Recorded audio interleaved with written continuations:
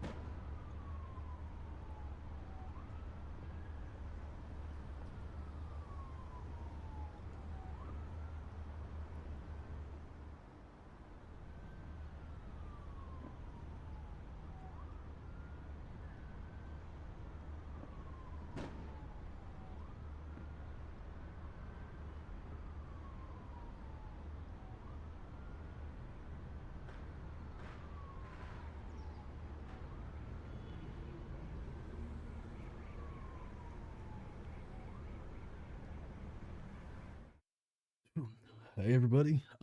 Cool. We are live now. Checked my stuff. I think it's working. We will see how that goes. I'm gonna use this one as a little bit of a testing session. We have some technical things that I've been trying to work through. Slowly figuring them out. First thing is I know that we've had an issue on Twitch on the image coming in through black for some people. So gonna be testing that. Might have a few people pop in to test during this just to see if we can get some more data on this. But other than that, just gonna start working on this little Photoshop thing I've been working on. Another one of my daily testing, our daily studies I've been doing. This is gonna be canned fish. Pretty straightforward, pretty simple. I already kind of started the sketch here. I did want to do a little bit more with this, but gonna go ahead and keep it simple just because I think I've been attempting bigger projects and not finishing them when I try to go too hard with it. So gonna keep this one simple. Try to just do more of a study than have been doing in the past for some of these. Even though I do the studies, just not on stream. So this is going to be more of a study on stream, and maybe depending on how the flow is going and how I like it, we may make it a little weird with it if yeah, if it feels right. But yeah, other than that, just let me know if you see any issues pop up.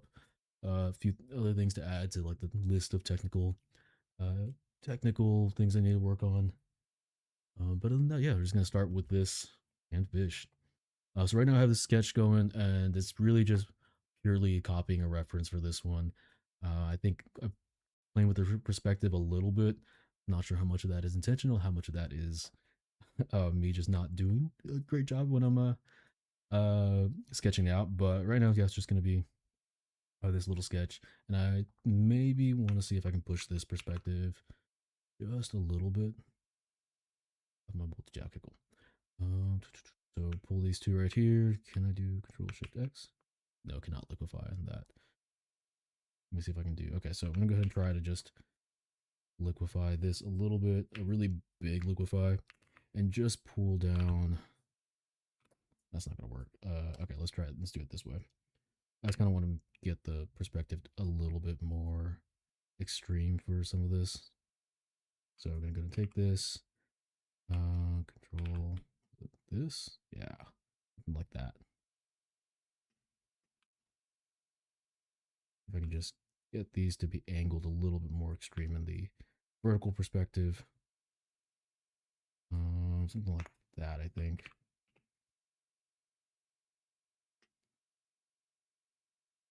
Okay, let's try that, and then have a little bit of a yeah, something like that.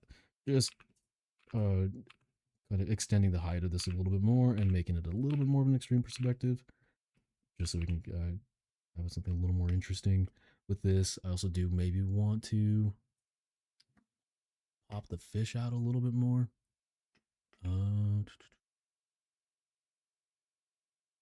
Okay, yeah. I'm thinking maybe pop the fish out a little bit more. Um, I can take this just to go liquefy. Yeah, just give that a little more of that curve right there. Cool. Like it's popping out a little bit more. Yeah, right when we started. Okay, cool. And I think we're okay.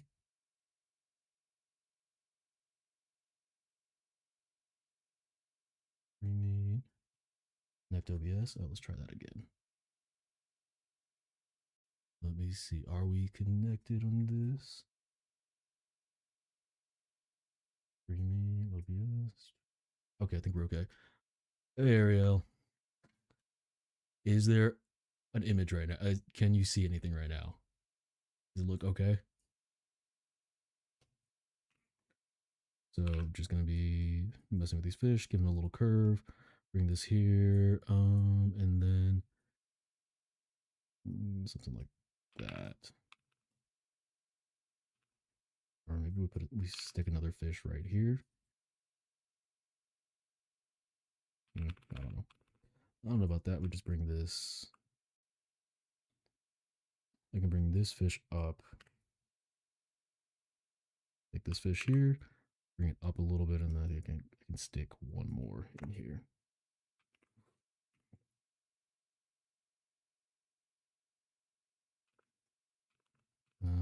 This.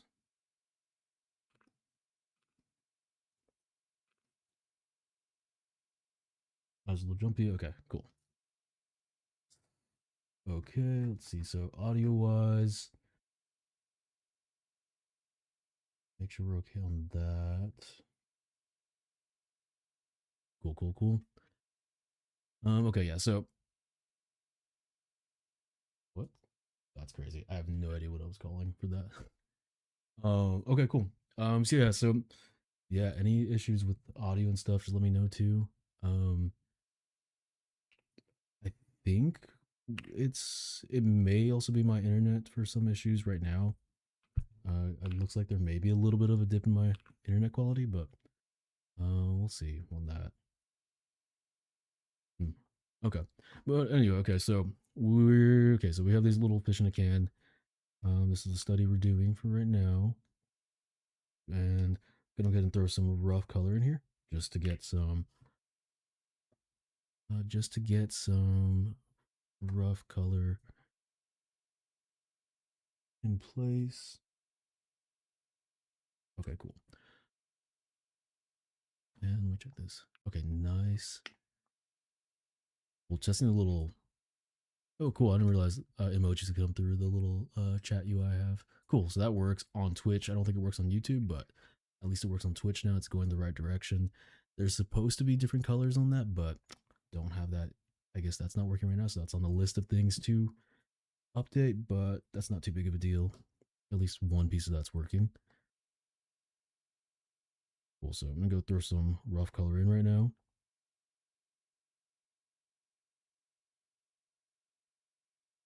Cool, cool, cool. All right, cool. Okay, so gonna throw some this rough color for. Let's gonna do. I'm probably gonna do the little can first. Yeah, we'll throw some color down for the can, and then we'll add it. Actually no, we'll do rough clipping mask first. Okay, so rough. Little wash here.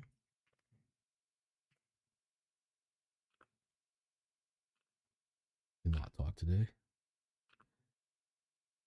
I think the fact I know that someone I know is watching me is making me like forget how to talk completely.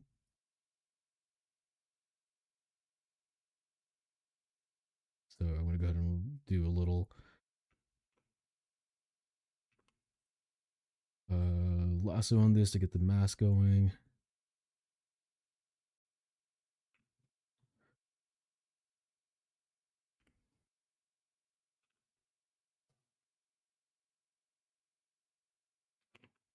Is that good? Let's get the edges here. L, and then edges in place. Cool.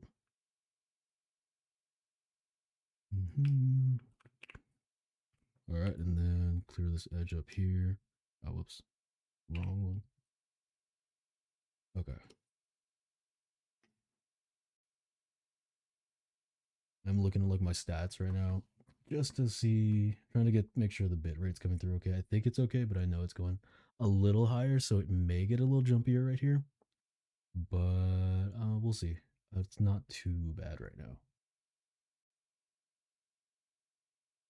Let me see. So if I do, let's do a little test. Test viewer signal check.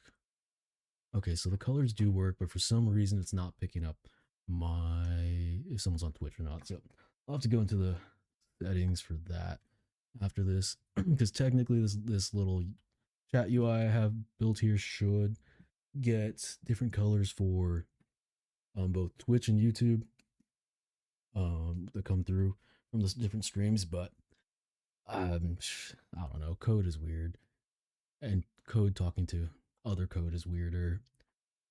So we'll see on that one. Cool. So all right, the rough color block in for this underlayer that we're gonna use as a clipping mask too. Actually, let me. I need to. I was using opacity on this, so let me actually. I do this. Select. There we go. That'll work.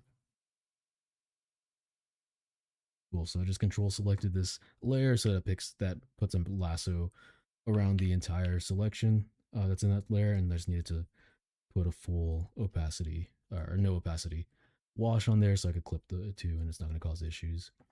So now we have that. That's going to be our underlying clipping layer. And technically I should have done some nicer line art with this, but I didn't. So we're just going to end up merging that back in, I guess, or we'll do line art later out of the wrong order. Cool. Cool, cool, cool. All right. Seems like it's going okay on the tech wise. You know what? Actually, masking. Yeah, yeah. It's still using the paintbrush, but a little bit kind of. But yeah, the lasso tool is nice. Um, I don't use it as well as I should. I know some people just carve in all their like shadows and stuff with the lasso tool, and I don't. I'm not as good at using it for like sharp things, but it is really cool to use. Let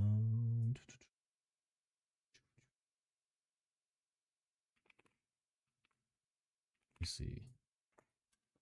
I'll post something in the chat. I'm gonna post in the Twitch chat. How do I get to Twitch from here? Where is Twitch chat? So many. There's so many boxes open right now on my screen.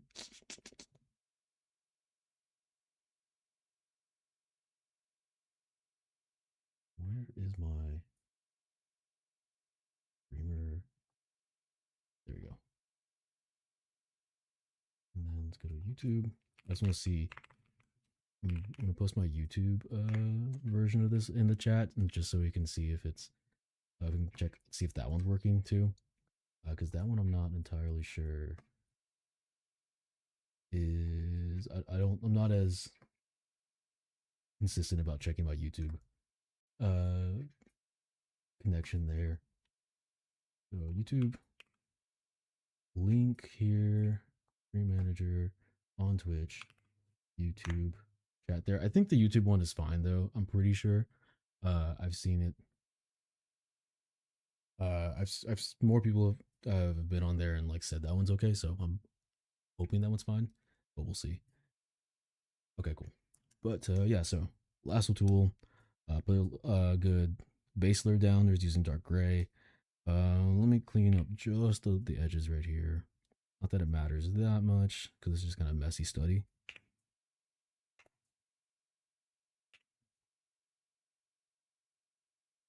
Cool. All right, so now we have that. We can do a clipping mask, and clipping mask is going to be where we define the different sections of the YouTube test. Nice. Okay, cool. YouTube test works, and my chat on YouTube is not connecting. Okay, cool. Well, that's something to figure out next time.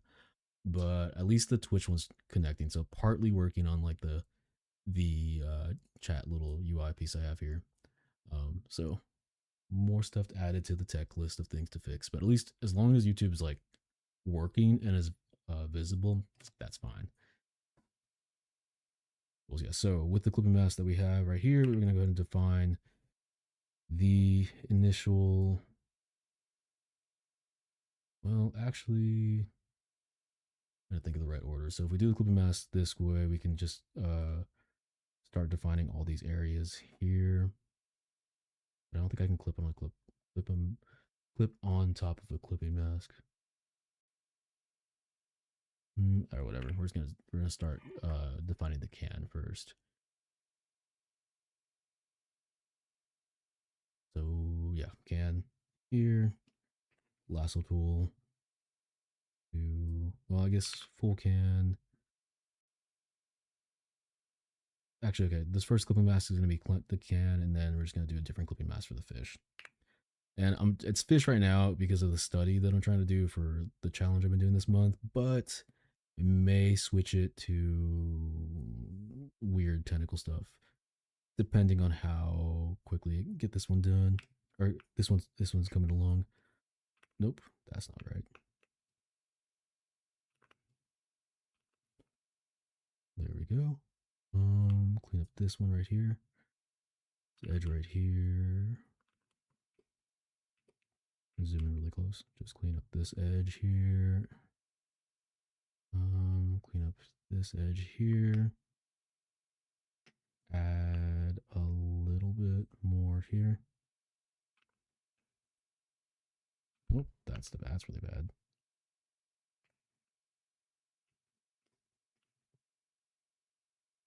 Cool.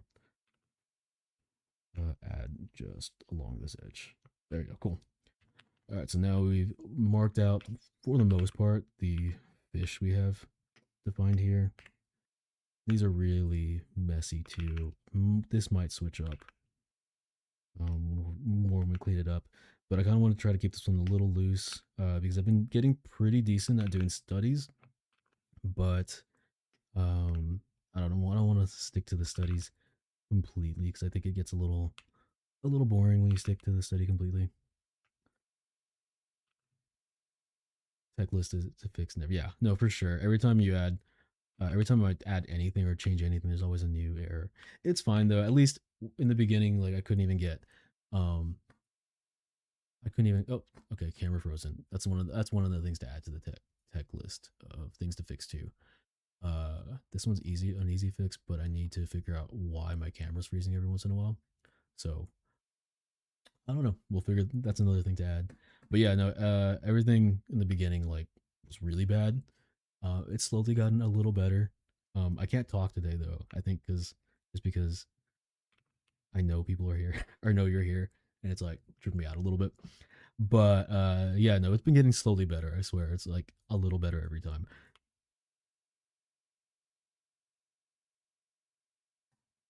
Ooh, okay, so now the fish are outlined. Gonna take a fish color, which a fish color is like yellow,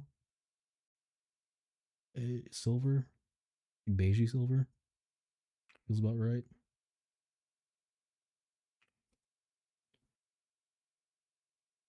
Yep, beigey silver. That feels fish colored.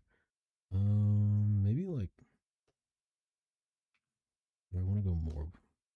I keep the can. Can's gonna be orange actually, so let me go more bluish green actually. Yeah, that feels better because the can is gonna probably have an orange wrapper on it, and then the oil's also gonna have an orange hue to it that the fish are in. So I'm gonna go ahead and make the fish more blue so it complements that color a little bit more, and then maybe let's go a little more extreme with the blue. That feels like a fine blue. Cool. So now we have that roughly blocked out. Cool. Okay, cool. So now basically we defined a clipping mask for each piece of it a little bit more. For each piece has a clipping mask defined. Um, just kind of really specifically for that piece. So in order to I guess whenever we're actually like going to be uh, painting on top of these pieces on top of the this different sections, we can just use clipping mask to keep building off of it, and it doesn't go out of bounds. Um, and the way this works is basically define a new layer, do a clipping mask, and then like any color we put on, it just kind of goes on top of the mask we already defined. And so usually the clipping mask is going to be the base color that we define off of, and we kind of build off from like the color of the overall piece. But I mean, technically now, ooh, that was not right. Technically now, any color we put on there, it can overtake it pretty easily. But we have those areas defined already. Okay, cool. And then so now we start with the can first. We're just gonna do kind of the wrapper piece of it, which is gonna be more of this orange piece. Right. Okay. Yeah. And we can this is probably a good use case for the lasso again, just to get this area really defined in. And then lasso is really easy just to. Nope, that's not right. Lasso is really easy just to. What's going on with that? That's weird. It's really easy to just carve out pieces of the lasso after you make the first selection. So easier to go in, make a big selection, and then just carve it out. Something like that.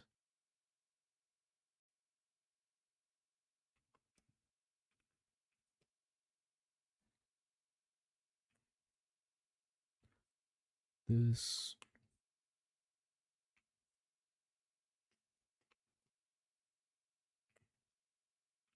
Nope.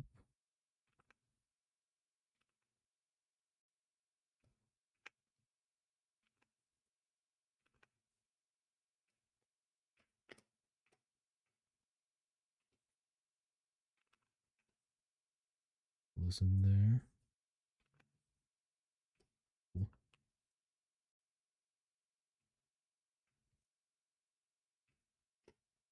Actually, this is going to be a lip right there, so let's carve that out a little bit more. this is added. Cool. So basically, this orange is fine for the. Actually, let's go ahead and bring this out.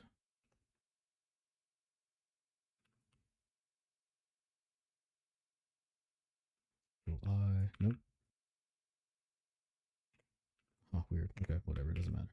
Let me just erase this.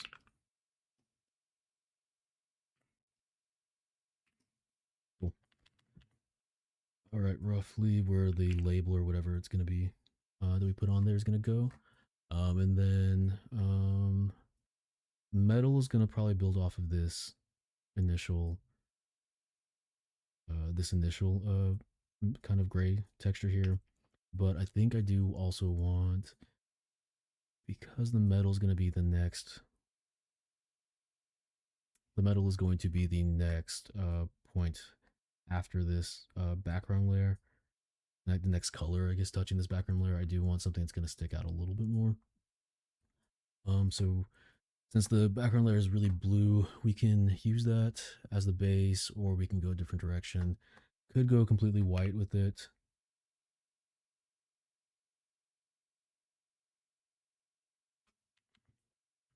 That's too white. Could do something that's a little bit more orange again, but like a lighter orange. Make it like a beigey countertop or something like that. That can kind of work. But since the metal is going to be kind of bluish, it probably needs to be something a little bit more on the warmer side to kind of contrast that hue. Beige is fine. I think beige is kind of cool. You can go really weird with it and get a little more pink. Pink's actually not too bad. Let's see what else. What else can we do? We can go more purple. Actually, purple's not too bad. I might go with that. A little more pop of color, and then maybe slightly.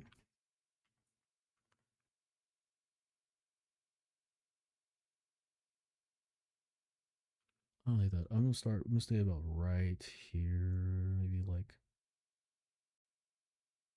I feel like right there. I feel like that feels like it pops the right way. I think that's good for right now. The background layer, and then we'll have to add the shadow and stuff like that in a bit. But we need to do that right now. Let's see what else we need. Okay, so we have the fish in here. That's their layer. We have this piece right here, which honestly may need to be on a different clipping mask. As is. What does this look like if I release the clipping mask? It's actually not too bad. Actually, I'm going to go put this on its own layer for a clipping mask because I might have to put a logo or something on here, depending on what I'm going to do with this. So if I can do that with this, then it's probably easier to have that clean mask. L lasso, clean that off. Control D, L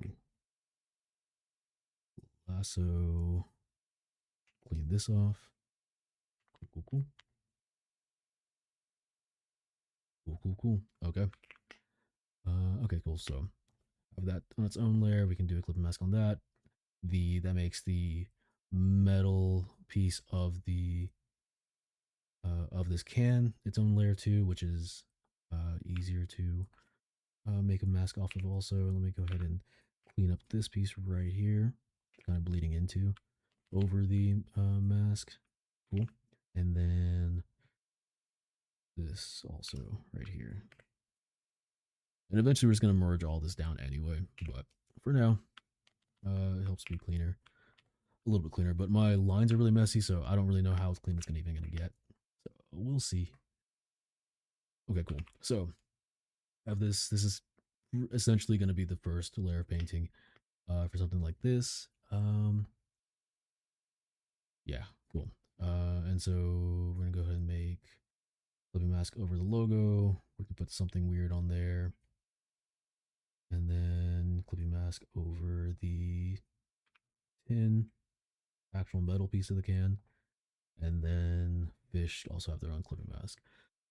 Okay, cool. So now essentially gonna start blocking in the initial colors, like of the different color variations on this. It's gonna be different colors, different textures. Usually, it's where it starts getting just kind of messy. But I did see one thing. I actually did see that I think I want to try. I saw this technique for one of. I was watching some videos on character concepting pieces for like full characters because those do have a lot of different pieces on them, and I think I wanted to be able to build more characters like that with like a bunch of different pieces on them at once. And an easier way to do that without getting too messy is to actually put the multiply layer, like the shadow layer first. So for something like this, if we're going to say it's shadow, we're just going to put it all in shadow and then start to carve away where the light hits. And that way we can define the shadows first and early, and then after we kind of have those there. For some pieces, you keep it if you keep it cleaner, you can actually define all your shadow shapes and keep them sharp, and then build the color on top of that. For this one, I'm probably just going to do the shadow first, define all the shadow in this piece, and then after that, just kind of merge it down and then start rendering like that. I think this one lends itself a little bit better to a messy piece like that, as opposed to like a character where it needs to be a little cleaner, and you're going to have a bunch of pieces that need to interact in a way that's a little more cohesive. But this one, symbol study, it's probably going to lend itself a little better to having like decent texture on it. And I haven't tried really hard on the sketch either, so it's not a big deal if it gets the rendering gets super weird. Ooh, weird. How did I put a grid on this? I didn't even know if PureRef could do that. Cool. Okay, cool. So have these fish in here. I think I'm gonna go put this multiply layer down first. So it's gonna be like this, and then we're just gonna fill this with a probably, let's see, shadow is going to probably be a we want it either we can have a more let's try a few different ones. A few options here. We can go green with it. Um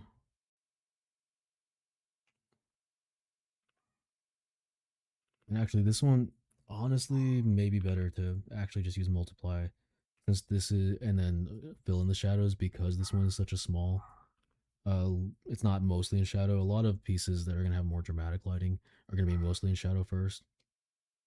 So that lends itself a little bit more to um putting it all in shadow and then building off of that. But since this one's mostly going to be in light and not going to have like super dramatic lighting or anything, it actually is okay to probably just to define the shadow initially with manually. So we'll try that. Build it right there. Cool. Cool, cool, cool, cool. Mm, actually turn this off. Make these shadows sharp for now. I'm gonna go between the fish here.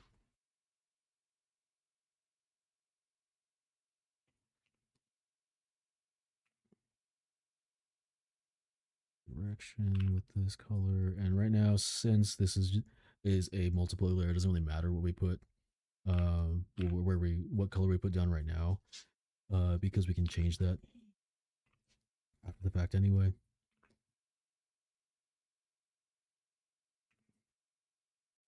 I'd probably make this a little more neutral. It's super green right now, which is cool sometimes, but not. It doesn't need to be this green for this, at least right now. This is the shadow on the top of this one. These shadows are really sharp right now, but whenever we, especially on like a rounded surface like these fish, which are basically cylinders, it's going to definitely be smoothed out after the fact. Whenever we're actually doing the rendering piece of this. Okay, cool. So since the light is hitting basically from above and down, these hitting basically right in this point right here is where the light's hitting. So the backside of the fish is what's getting put into shadow right here. So yeah, so basically we're gonna be putting the shadow right here on the top of the fish, and then this other fish right here is where it cuts off, so it kind of rounds around that cylinder of the fish. And then also can't see it as much, and the reference is more apparent, but the angle that we're drawing this one on, it's not going to be as apparent, but the fish would be as it hits the bottom here, and it's also being kind of blocked by the fish in front of it. You get a little more shadow around the tip of the head. And all of this needs to be in shadow too. Technically, let's see, technically right here, this top isn't going to be in shadow. There's like a little lip on the inside that wouldn't be in shadow. It would be hitting the light as it's turned up, but less on this side. It's going to be a little more occluded back here. Looks super gross. The green shadow does not look cool or does not look appetizing on these fish. I mean, the fish don't, canned fish doesn't look appetizing. It's pretty good, but doesn't look appetizing most of the time anyway. Cool. All right, cool. So have that in there. Let's do the cast shadow from the actual can on the whatever plane that it's going to be on. And we might mix the background up a little bit more.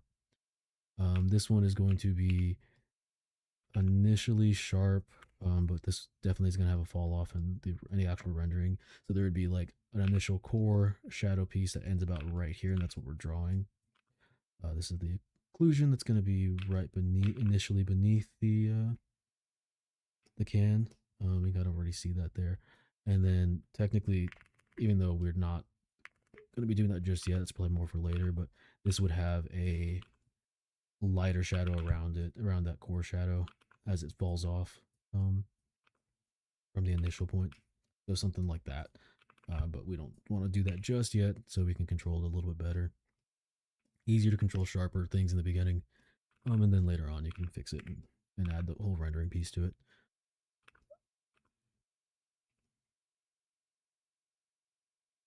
Okay, cool. That's the initial piece for that shadow. Where else? Technically, this whole side of the can would get more of a mid-tone, so we'll push that one off a little bit. Okay, cool. So that's the major points that are going to be hitting shadow for this piece. Just carve away around this.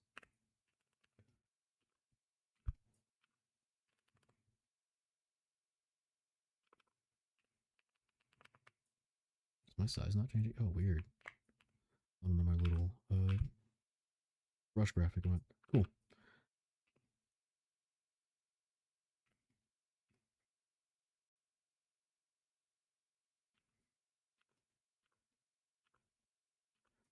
Okay, add this piece here, and then we're going to go ahead and start playing around with the actual color of this.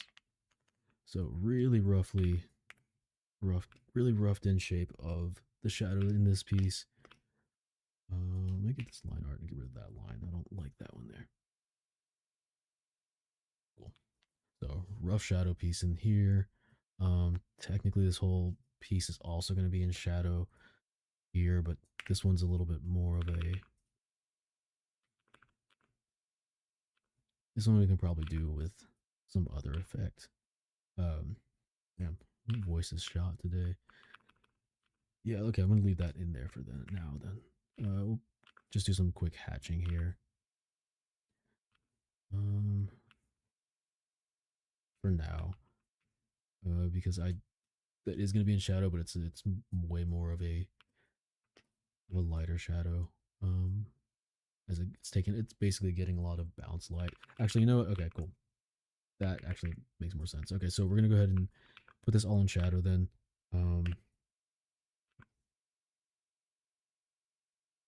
About right there. And it's just going to take a lot more bounce light from the actual well, technically, hold on. Okay, actually, technically, this whole side would be. It's like all of this is going to be in shadow, except the very tip of this lip right here. So take all this, just throw it in shadow also. And then rendering wise, we're going to actually uh, basically put a lot of the bounce light from this that's coming from the where go that's coming from the surface that this is on is going to be bouncing back into this onto this plane right here, and that's going to be lighting it up and also taking on some of that color from the plane that it's on. So in this case, it would be taking on some purplish color.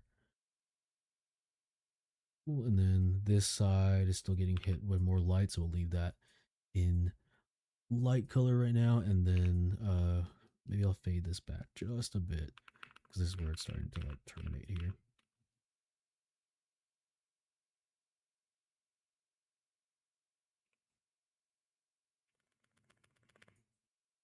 Oh, weird.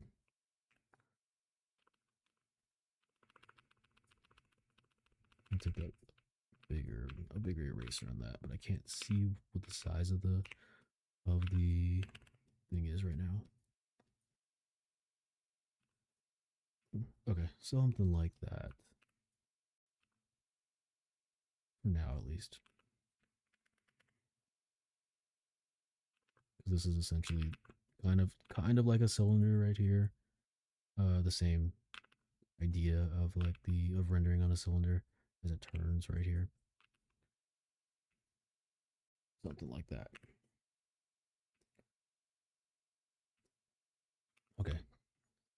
Yeah, okay, so that's about right. So because the light, essentially the light's coming from, I can draw this out real quick. Light is coming down from basically this direction. Oh, weird. Black. Yeah, coming down from this direction. So it's coming from this way and maybe more like an angle like this.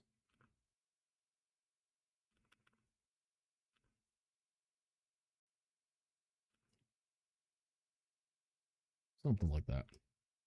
So it's hitting right here. It's hitting like this whole plane right here from this way. And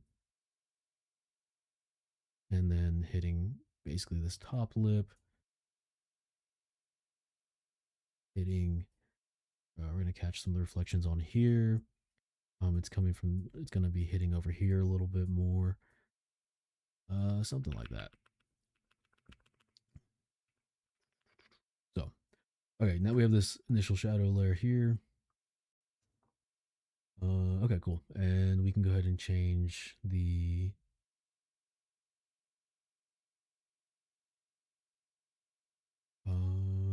let's do the hue saturation on this. Create a clipping mask for this so we can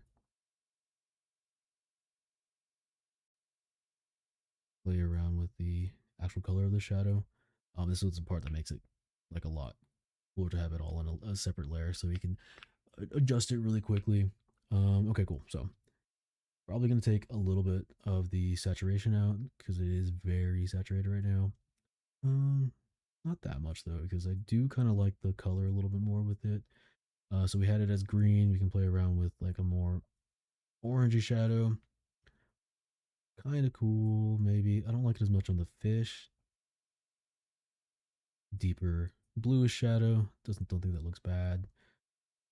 Purplish shadow, which would be kind of taking on the color of the background if we're going to be using that background.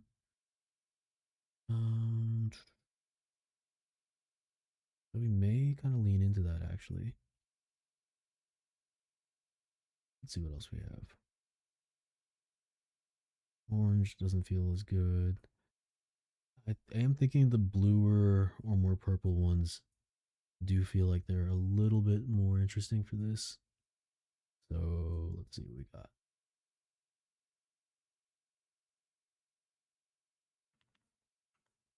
Looking at it from a distance.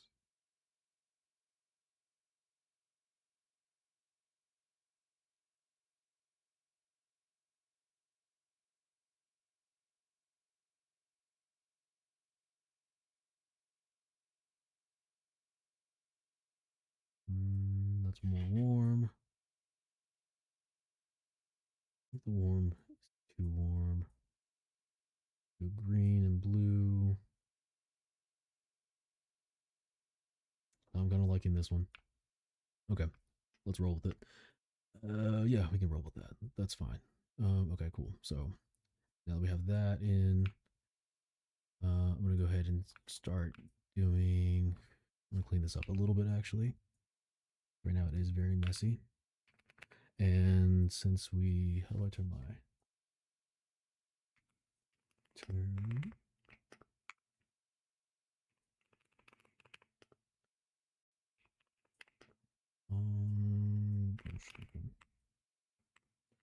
Brush icon back on.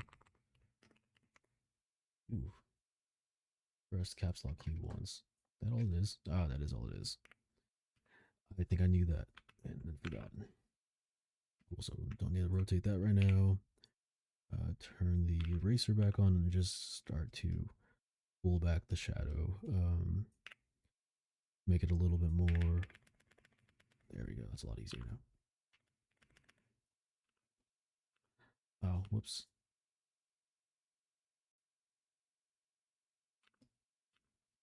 Nope, that's not gonna work. Okay, cool. So pull back some of this.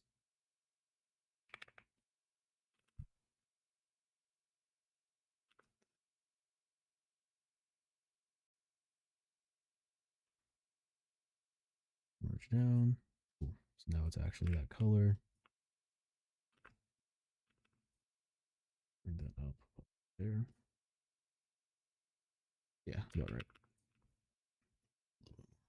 Like that. Okay, cool. So now start just smoothing this out. And actually, I'm going to go ahead and take the smudge brush for this. I think I have. Yeah. Keep it right there. I think I have a smudge brush that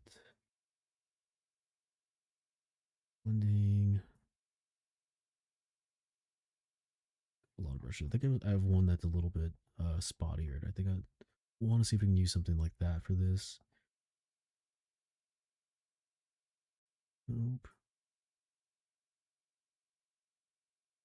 If we do something like off texture shapes, yeah, let's see if we can do something like that for the smudge. Cool. Cool. So I'm just going to take the smudge brush and just too big right there. Let's see if we can just pull this back a little bit. Smooth that out a little bit. Ooh, that's all weird. There's a weird way to do that. I don't know if I like that. Off round. Let's try this. Ew. Okay. Don't like that. All right. We'll just go back to regular blending brush. That's fine.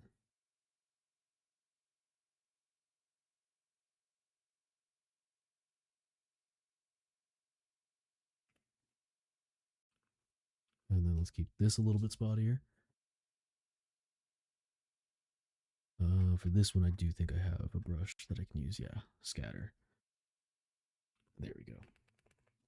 This is just going to bring that in a little bit.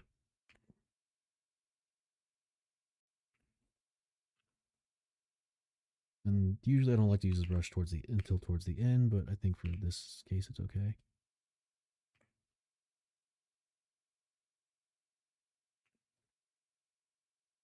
Just experimenting with some different techniques. Cool. And then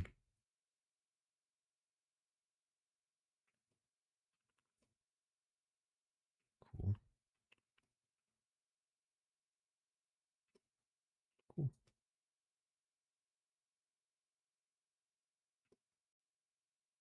Okay, kind of looks like fish.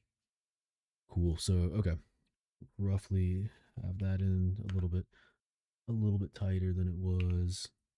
I'll bring this back right here.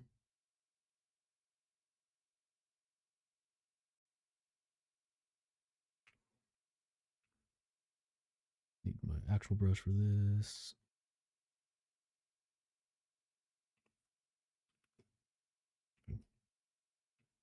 All right, that's okay for that. Bring this down. This just needs to be underneath. That for that occlusion there. Cool. Okay, cool. That works. Let me go ahead and start to merge this down already. Actually, you know what? Okay, cool. Yeah, so this needs to go above everything. That's the multiply layer, and then the fish need this whole stack needs to go above the. There we go. So we don't see the bottom piece. Cool. Okay, that works. All right, let's start painting some of these local colors now. Okay, what we're gonna do? So fish, we're gonna give him some sort of. I kind of want to give him red eyes. I saw some. Yeah, I saw some references with fish that had more reddish orange eyes. I'm gonna kind of lean more into that for their eyes, especially since I have uh, this red underline already, and something like that. I think. Cool.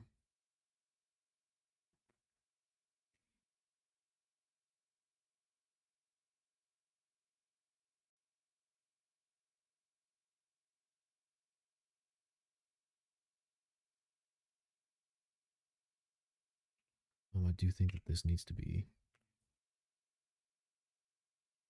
yeah, something like that. He's still on his side, just not as not as much, but cool. So, yeah, we have this fish here, and then we're gonna go ahead and add in some of the details of this guy, for like the gills and stuff like that. Keep it somewhere around here, and just take a. Let's do a textured brush for this. Start painting these pieces in like this.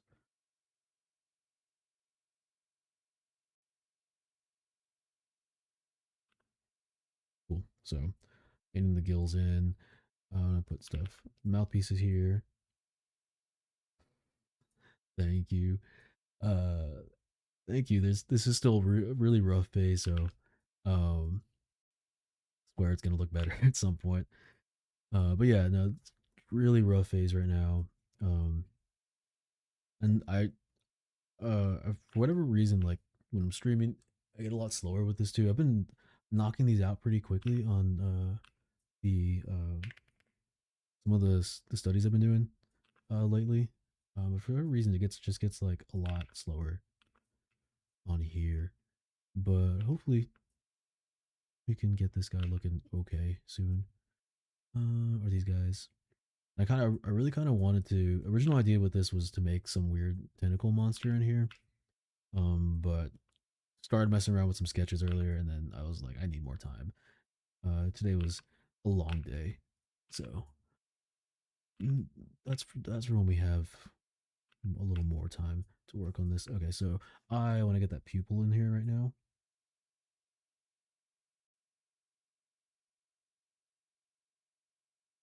Rough pupil. Let's actually go red a little bit more and just bring it down right there. Should be almost black, but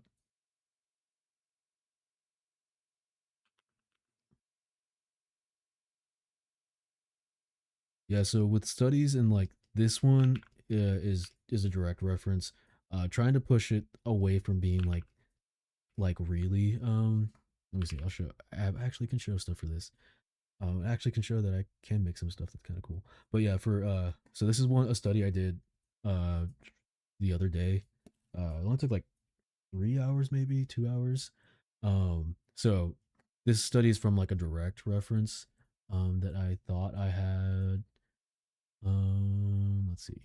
Yeah, I can pull it down. Save. This one's from a direct reference that I used. But I've been trying to push them further away from the where did it I put it always bottom.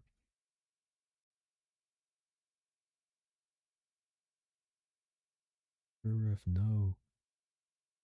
Always on top. Always on top. There we go. Cool. Yeah, so yeah. So this one I just used this was the study piece for this one. I just tried to push it to make it look more derpy and a little less copied directly, because I think I've been getting pretty decent at copying directly, but it's not as interesting. But studies are also good just to learn, because that's how you get all the that's how you get all the information to make other like things for imagination. And this one, the idea was to do something a little weirder with it too, but eventually just settle on this because it's doing this challenge that's like once a day, to be able to make something for once a day. So been getting faster at it. Um, but sometimes it's hard to like come up with something. Which does, yeah, nose, yeah. Thank you. I did like I liked how the nose turned out. I liked how far I was trying to figure out how far I could push the the eyes on this one, and I like how his eyes came out. And this one's really like from afar, I think it looks like pretty. Um, I think it looks like pretty cool. But then if you go like super close, it's like really just very sketchy, very roughed in. But I like how this one turned out. Let's see. Do I have any others of the ones I've done? The other one I like was I did a spider too recently, and that one was on Procreate. That one also was pretty quick. I don't like Procreate as much as Photoshop, but let's see. Yeah, this is the one that I did. I did the other day too. I like how this one turned out. This one's a little bit less stylized though. It was. I mean, it is still a little not like photorealistic, but I think this one I would have liked if I could have pushed the proportions a little more stylized to make it a little more exaggerated. Because this one's almost like a direct copy of the reference I used. But I do like how that one turned out. Um, and like for these little fish that I'm working on right now, trying different techniques to see how far I can push the stylization piece of it, part of it. Uh, if that was real. Yeah, thank you. I think it's better at making like I've been getting better at doing the study piece of it. I can knock it out pretty quick. But I think the harder part is to make things stylized, like to make things feel more like art, I guess. Because I feel like it's really easy just to copy sometimes, even though it's not just copying. You're always kind of doing art, but I don't know. I want to be able to make more stuff just straight from imagination, and I can do it sometimes. But I think doing the studies also helps you, get things in your head to be able to make more stuff, and um, then it also helps you just see like where all your issues are too, and what you need to like improve on and stuff. So they've been helpful. They're good to do, and I think I always need to be doing studies and things like that. But it does also it's I guess it's only like one step of the way of where I guess I want to be with the stuff I'm doing. Yeah, yeah, no, it really is like you don't realize how hard it's gonna be to to actually be more creative, with to make things look less real. It feels weird because it feels like, oh, like it should be easy to make something look less like something than to make it realistic looking, because it seems harder to be realistic. But I think it's harder to like it's definitely harder to like know the rules and where you can break them. Where does my color go? Where'd it go? Color. Weird. Okay, cool. But yeah, so I've been doing one little challenge with this group or whatever for this month. So it's been definitely helpful in like seeing where I need to improve, and just kind of forcing me to like actually actually challenge myself to complete things too, to be consistent, to have like deadlines is good. Um, then the streaming's helped too, to keep kind of stay a little more consistent.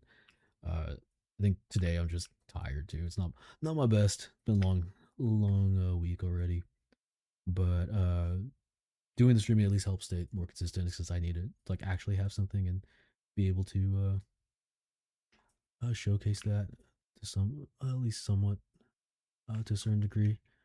Oh, but yeah, this little fish. This is the Oh, this is gonna. That's not it. That's a person. This was because there was a bigger idea I was trying to do originally. But yeah, this little fish is what I'm copying. And not trying to be super consistent about it. What how I'm copying it. But just using it as rough reference.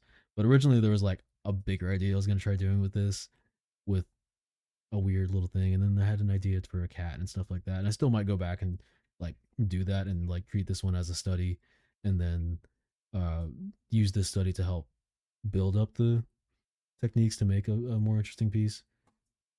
But yeah, rough fish.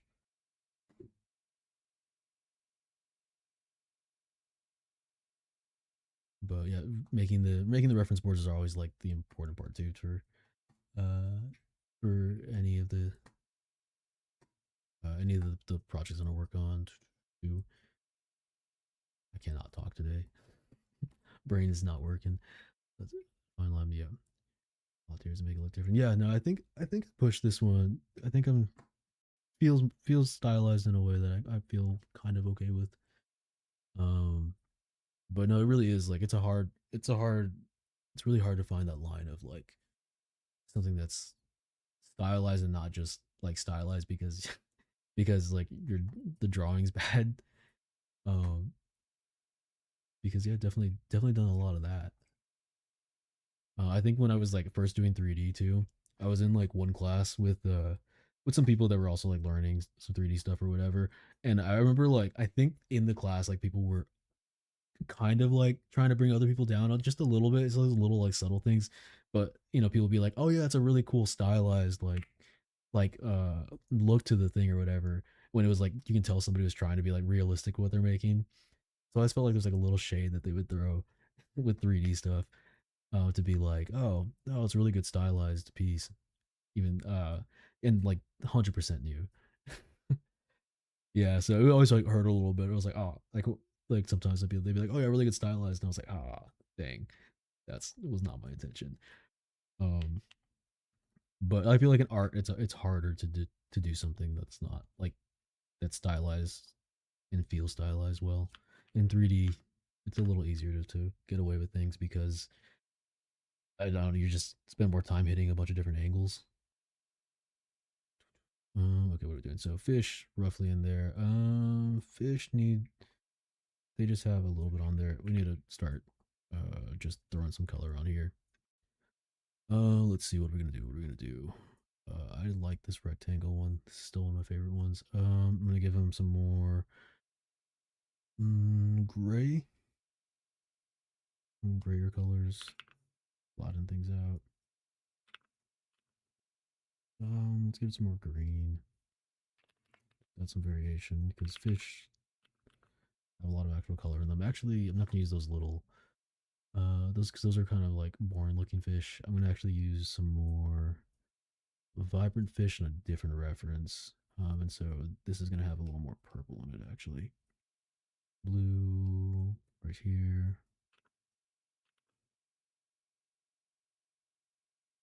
That down here. Purple.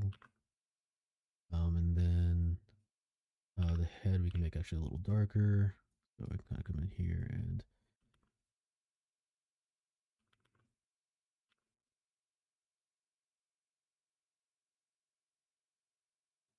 do something like that with the head. Yeah, okay. Kind of there. And then actually give more red too on this face here. I think these this fish has like some more red on the underside.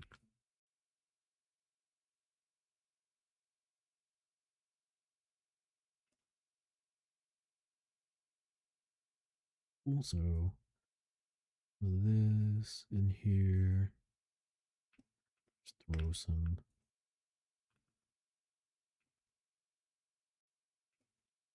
that there.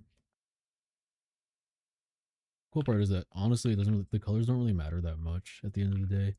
I mean, they matter, but they don't like you can kind of just throw whatever on something, and as long as the values are okay at the end, it's fine. You can get really weird with the colors sometimes too. And then let's blend this out.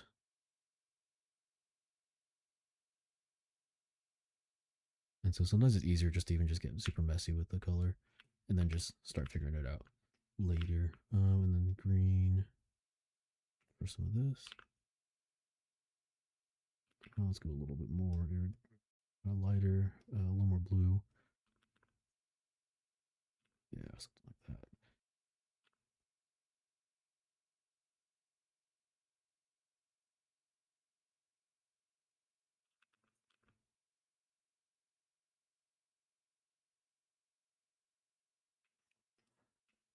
Okay, and then I'm gonna bring some more of these gill pieces back in, or whatever this little piece is right here. A little segmented on the segment piece on the head. Cool. And then we can give some, I don't know, what this piece is, but we'll add this little thing in there. Some fish have it. And then we can use some of that red again. Let's go a little brighter with it. Filling all that in. Pull that a little higher up.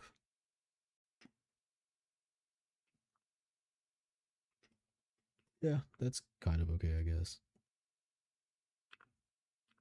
Make the head a little darker. Here. And then since these are in oil, these are going to get actually like a different sort of going to get actually a different sort of tinge to them once they're submerged in the oil. I have to actually give it some orange sort of look, orange sort of overlay to them.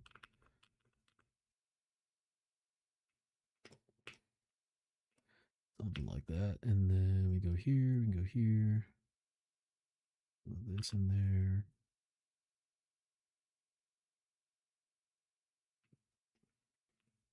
Yeah, those look like fish, kind of. Magic fish. Yeah, basically. And man, I still kind of wanna make them. I think if I had more energy right now, I wasn't so out of it. I think I really would want to go with the weird little eldritch fish or sea creature or whatever it would be coming out of a like a can thing. Um, what is this little thing right here? Can I go over that? There we go. That's fine. That's better. Cool. All right, and then let's define that eye a little bit more. Oh, you know what? They have a little. They actually have a black outline around their eye, which will help separate it from the other piece. Let's use a texture line for this. So something like that.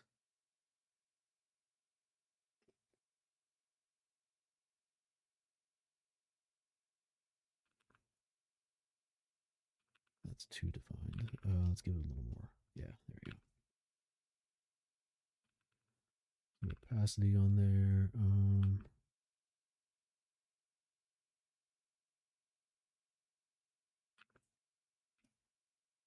There we go. And then that iris though, or the pupil needs to get some more. Needs to get some darker color on this. What? What is that?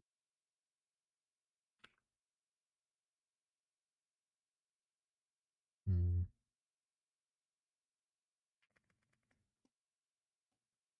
Okay, that naturally doesn't have full opacity, so let's do something like line art. That should be pretty, yeah.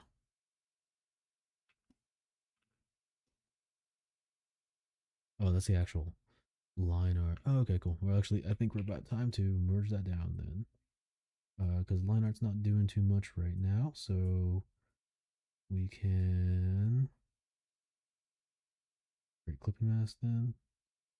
Let's do this, create clipping mask, and then let's actually turn this to a multiply so we just keep some of that darkness of the line art. Yeah, let's do that. And then go ahead and merge down. Okay, cool. Now we have our line art. We kind of just got rid of the line art. because this one's since it is a sketch, it can be a little doesn't need to be as defined as if we were doing like a character piece or something like that. So we can just keep it a little sketchy and go ahead and just merge that line art in. I like to merge the line art in. Sometimes I like to work on the same layer, just like one layer for everything, just to because it's kind of simpler sometimes just to add things and it feels more like traditional painting. But not for this one just yet. Okay, let's go back to textured line. Let's grab a dark color, but not like the darkest. Add some more of this in here.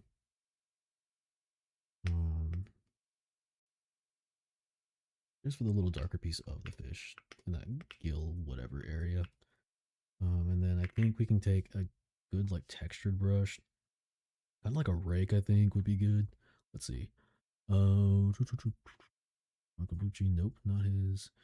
I have this guy's, yeah. So something like, I think maybe this brush.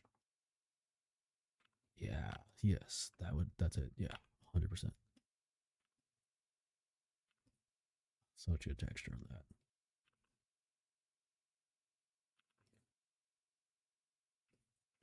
Nice. Okay, I really like this brush. That's really cool. Okay, cool. This is my first time trying that out. I really do like that. Cool. Okay, I'm gonna have to play around with this one more on my free time because yeah, I like the texture that gives really quickly. Cool. That is definitely going in the toolbox as a regular. Bring in some more. Yeah, it's really nice. It's really directional too. Especially if you like when you merge it at that edge. I like that a lot. Get some blue in there. That transition. Nice, like from afar. No, I like how that looks from afar. Cool. Okay, cool. What other brushes do you have in here? Do a little test. I haven't gone through. Literally just I've liked this guy's art for a while, but I've never actually tested his brushes, even though I've had access to them. Cool. That's a good textured brush, actually. Let's look at his line art one. His pencil. Let's go black for this. Just want to see what it looks like. Okay, cool. That's got some good texture on it. Oh, nice. It's got a soft and hard edge. Nice. Okay. Cool. I like that. Let's see what else he got in here. A clean line art. Super thick, but it's good for line art. What is this? Numero uno. Ooh. It's got some nice texture to it.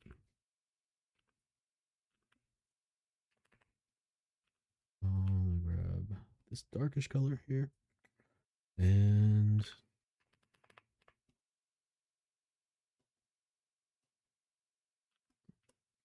nice. Got some cool texture.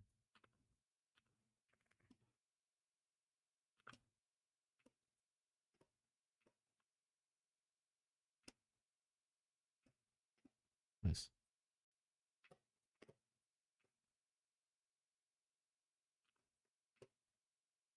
Okay, cool. I like that one. That's a cool one. Let's see what else he's got in here. Hard shapes. Oh, this is really good for blocking things out. Nice. Okay, cool. That's going to be useful for blocking things out. I probably should have used that to begin with. Hard round brush, always good. Soft texture shapes. Nope, that's not right. Ooh, nice. Okay, cool. Let's try that actually for some of this. Grab some. Yeah, I like that really like noisy texture. I think is really cool. Get something a little bit brighter. Yeah, to add some more.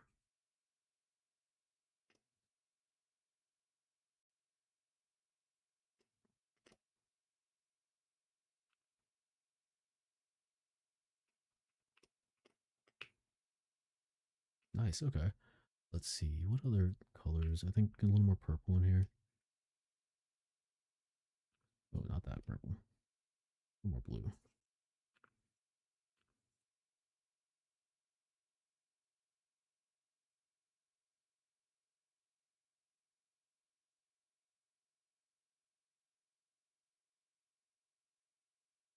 Nice. Okay. And then let's get a little more, maybe a bit of a lighter color.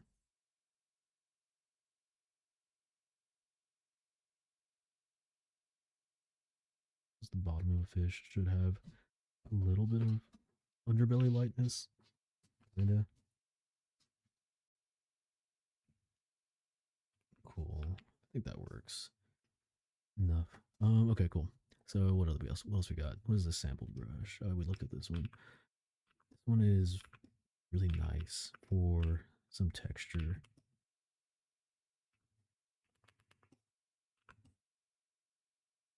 Just some variation. Cool. Okay, let's see what else we got on. Yes, let me go ahead and do, because these are the way the light's hitting these. Okay, let me actually do some more of the eyes here. Make them a little deeper. Okay, so we can use one of these. Oh, I could use this in. Okay, well, actually, I have an idea. Okay, so we're gonna do the dark. What's this? Yeah, we're gonna do this dark color first. So this basically be the. This is gonna be where the eye is not, or is hitting, is in shadow. So fish eye is going to be on the bottom piece here, since it's not where the light is. It's going to be darker on this side. And so we're just going to start filling all that in right here.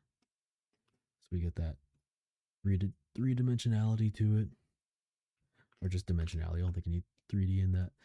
So this dimensionality to this piece, and then the other side that's getting hit with the light, which is going to be, since it's red, we're going to go more bright orange color. And then I think I'm going to try to use this one right here and use this to build like that light side of it. Let's do a little bit brighter.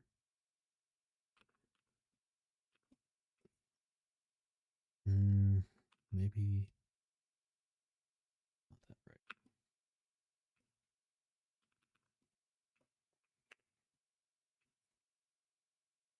Something like that. That's not saturated enough.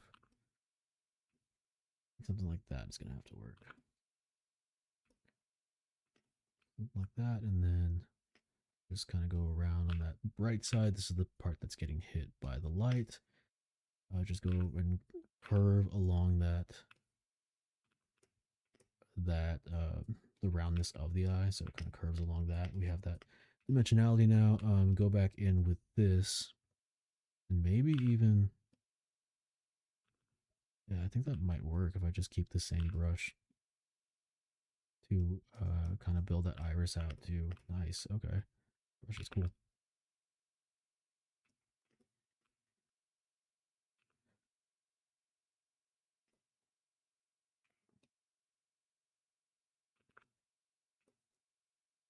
And then I think this one's a little too much. See if I can take this red. We're gonna have to go back with black. Let's do a this pencil line art one, and then let's do a really dark color like we did before, and get that black rim around the eye kind of back in, so we can keep it locked in, keep all these shapes locked into the actual eyepiece and not bleeding over into the fish body or whatever. Cool. Built in that.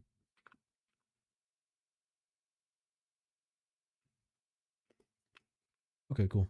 I'm okay with that. I like that. I think that works. And then the only other piece that we would need for something like this would be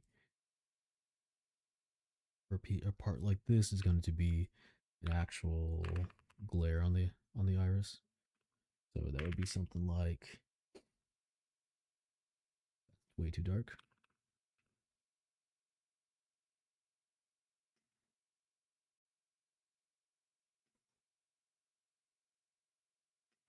And usually I don't like to add the glare until like the very end.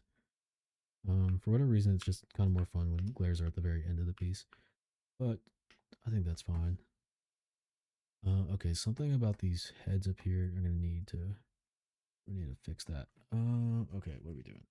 All right, let's do. Let me just do one little pass on these heads. What time is it? Nice. Okay, still got time. Need to before midnight. Have the piece done. Okay, so get a little more red actually in here. Start defining these mouthpieces a little bit more up here.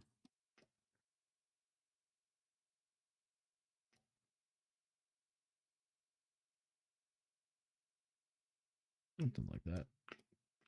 Cool. And then a little bit darker, maybe something more textured, soft. This one might work.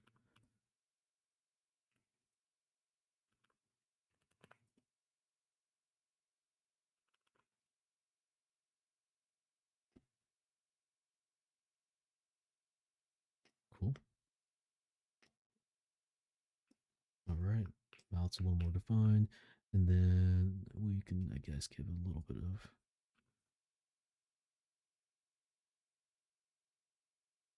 of the light hitting from light hitting from the technically it's gonna have an orange tinge to it because the oil's gonna have an orange tinge, but we haven't put the oil in yet, so it might look a little weird. But the light would be hitting just the outer edge of the mouth through the oil, but no oil yet.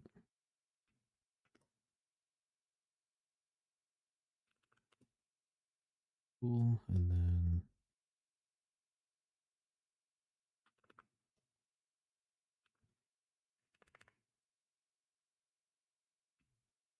so that's from the shadow. Okay, so we have fish, you know, kind of fish. Okay, that's good enough for those pieces right now. Otherwise, we're just gonna spend forever on those pieces. So I go ahead and do something more with the metal piece because I think that's gonna help sell the fish piece a little bit better. Right now, they're just nice. Okay, cool. Okay, so now that we have that piece in, that's the fish. This is the layer. Oh, that's the line art for the layer. This is the nope, not that. That's the where the label's gonna go. And then this is what this is. Okay, cool. So, best option for this is going to be to do all our highlights, I guess. Yeah, render the highlights. Metal is basically just made up of a bunch of highlights and a bunch of shadows or a bunch of dark reflections, and putting those together is basically what makes a highlight or makes a metal. So let's rough that in for now, I guess. And putting those like right next to each other is also what makes the metal. Okay, so this is going to be a highlight on the edge here, a little bit more. Let's do something more like this, maybe. Yeah, this, and then push through here, capture that highlight there on the edge. Technically, go brighter.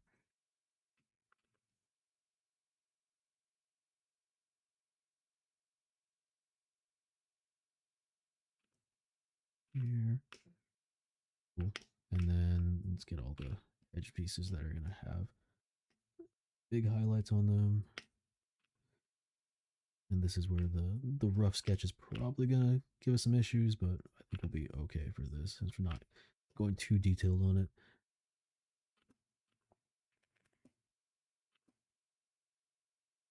Cool. So highlight there, highlight up at top. Big highlight right here.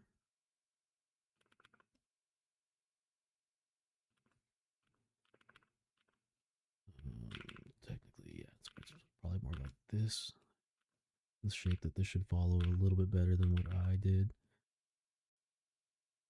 Yeah, something like that. Right around here as well. So we have that lip of the container a little bit better defined now. It kind of fades off right here, but I think we can push this highlight right here. This one's a pretty bright one because this is basically the same highlight as this one up here. These are both pretty bright because this is essentially the exact reflection of the light source, and everything else is kind of just hitting different points of that reflection at different angles. But this one is a big one right here. We can probably bring up the light just a little bit more. We could do this. We could do this on a. Whoops, don't want to do that. We could do this on a separate layer, like we did the shadows, and that is probably a cleaner way to do that. And if we were doing a nicer piece, like for like a character piece or something like that, I probably would want to do that. But since this one, I kind of like having more control of just having it in and then like messily putting it all down. That's kind of what we're doing for this. Okay, cool. Like this. We'd get the reflection a little bit down here. Let me give that a little less highlight though. Start to get the reflection down here as it reflects against the bottom tin piece. We get some highlights specifically on this piece here because it's hitting back to the viewer's eye from this angle on this edge right here. I think this is a good time to probably start merging down that line art layer because it's more getting in the way than it is helping at this point. And what is that? I don't know what that one is. I don't know what that's reflecting, but we can go ahead and throw that in there. Just throw some red in there. It'll probably look cool. Anyway, probably reflecting something outside of the camera, but I kind of like the way that looks, so throw that in there. And then what else do we need?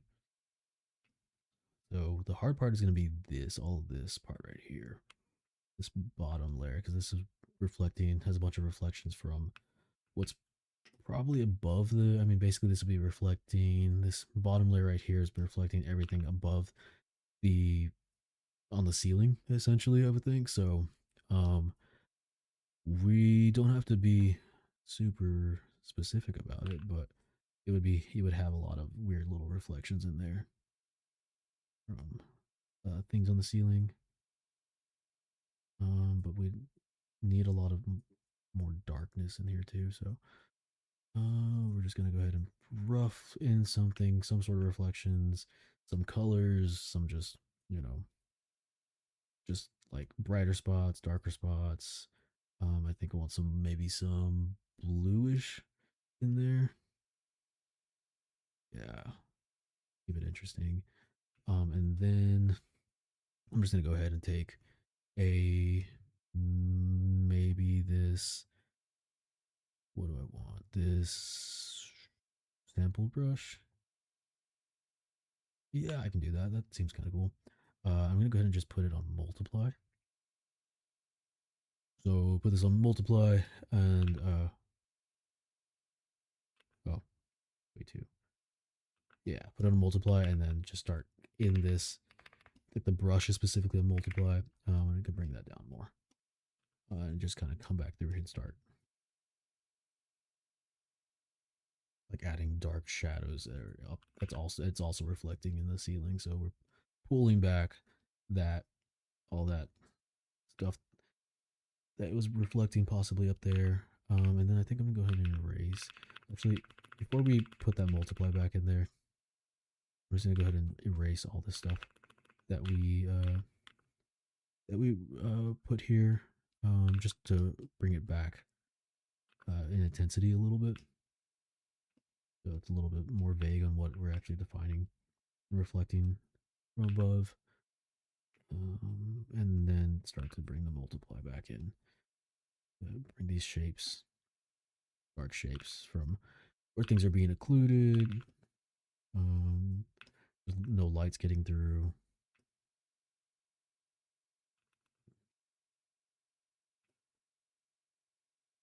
Maybe.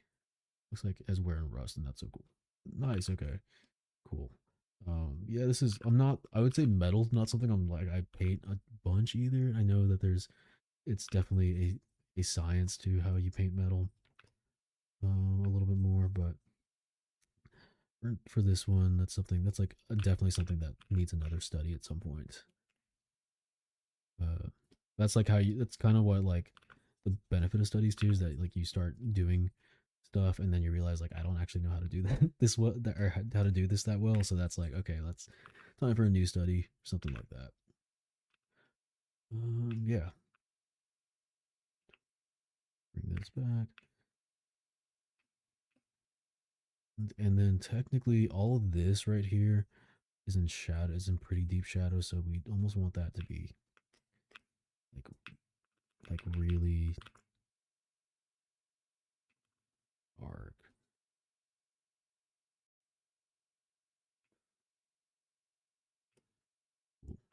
So something like that. Bring that, and then maybe a little more darkness around here. This piece is there's gonna be shadow there. Bring that back just a little bit. Yep. Okay, cool. So a little bit of that, and then we do need some highlight again, though. Not multiply anymore. Need some highlight from the from where the angle that's still being hit a little bit. I have to pull that back though. It's just on more on the outside, just this edge right here. And this line art is kind of starting to really make those edge pieces harder. So it's probably gonna about time we merge it in. Let me get some more shadow shapes on this cylinder, essentially from the can peeling back. So rough those in. So it should be really close to the highlights. So something like this will be like right next to highlights. So basically, that's what makes metal look metal, is having really dark spaces really close to really bright highlights. They just like are like right up next to each other. Something like that. And then okay, let's start smoothing things out. Because this is a cylinder, so it would be bending, so uh, it wouldn't be like exact. It wouldn't be like as sharp, I guess, unless it's being bent. And there is a piece that's being bent, so we'll see if we can get that in specifically, like right around this area. But for now, we can just smooth this all out, get these roughly in the right areas. Starts to look a little bit more like metal, like smooth metal. Okay, and it's all cylinder right now. Cool. Okay, roughly looks like metal, I think. At least you can see the vision a little bit. Let me just get this bottom piece in here. Let's try those. That's fine. Yeah. So this is also, since this top piece is hitting the reflection really hard, this bottom piece is also hitting that reflection really hard because it's the same plane. Essentially, these two planes are both the same plane, and this is just on the very lip of this metal piece right here, and it would be hitting all along this lip of this metal piece right down here. So about like what is terminates around right there that we can see. Maybe you need to bring that in a little bit. This piece would not be getting hit as much. I think this piece is just, since it's all more in shadow, I think this top lip is also blocking this bottom piece from really getting a highlight. It gets a little one though. We'll give it a little bit just so we can kind of see too. But yeah, it'd be something more like that. And then inner edge a little bit. more, something like that. So it looks kind of like metal, at least I feel like a little closer than it was. And let me just bring this back just up a little bit so we can see where that's going to be. Basically, these sharp highlights on this bent piece right here is going to be from the metal, like having like crinkles in that area or bend weird, like more harsh bends.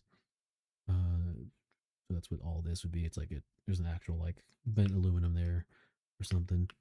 And then only other piece is going to be we need to get the reflection of this lightly into the bottom metal piece. So I think bringing something like that and something like that.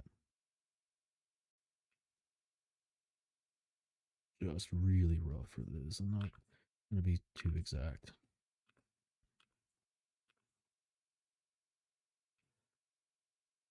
Yeah, something like that for basically this would be the reflection of this bent metal piece reflecting onto the bottom plane right here. Okay, so something like that. Let's go ahead and save. I don't remember the last time I saved, and that could have been pretty bad. Okay, cool. And then inside, even though this is going to be covered with some of the oil, this inside piece right here is going to have a little bit of a lip that would be reflecting a little bit of that upper plane from the light source and the ceiling and stuff like that. So just in there, that's the little lip that the fish are up against. So it's lip here, the side wall here, then another lip here, then the side wall here, and that's the actual bin that the fish are in. Cool. So something like that. That feels metally. Okay, cool. So have this. Technically, the fish would have highlights on them too, but we haven't done those highlights yet. Cool. So let's go ahead and because this is getting really messy with the line art, how do we want to do line art? We can go multiply for line art to darken it a little bit. Yeah. Cool. Yeah, I like that. And I'm gonna go ahead and put it. I want to merge it here on top, or I'll merge it on the bottom. So it's gonna go to the because the well, what does that look like? So this compared to that, this compared to this.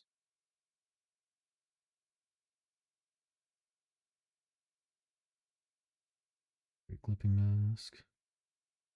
Okay, that's fine. Yeah, I'm gonna do that. I'm gonna go ahead and merge all that line art with the render we did for the for the metal. So now we can do this. So we can do this, and now since we have that line art on the same layer, it's not actually causing the. Let's see. That's now it's not on the same layer. We can. What is this? Okay, I see what this is. Okay, cool. Yeah, so now it's not the same layer. The line is not the same layer. We can actually come here and go over those edges a little bit more. There we go. And then highlight on this piece of the edge. We can come right here along this edge and get that highlight there. Actually want some dark pieces because so this one has another dark edge on here, and then more dark edges right here up against this highlight.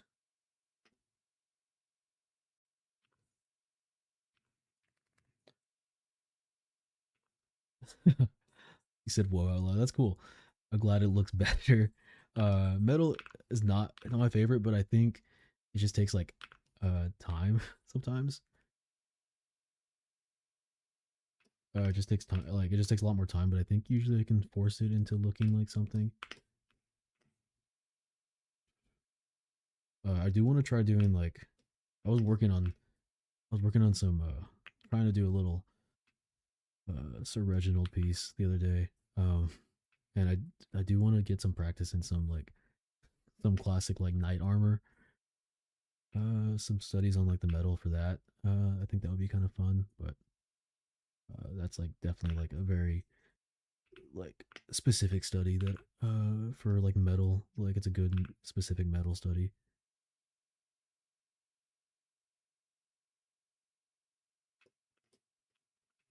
I don't like that one as much. We'll just keep maybe something like that there. Okay. And then down here,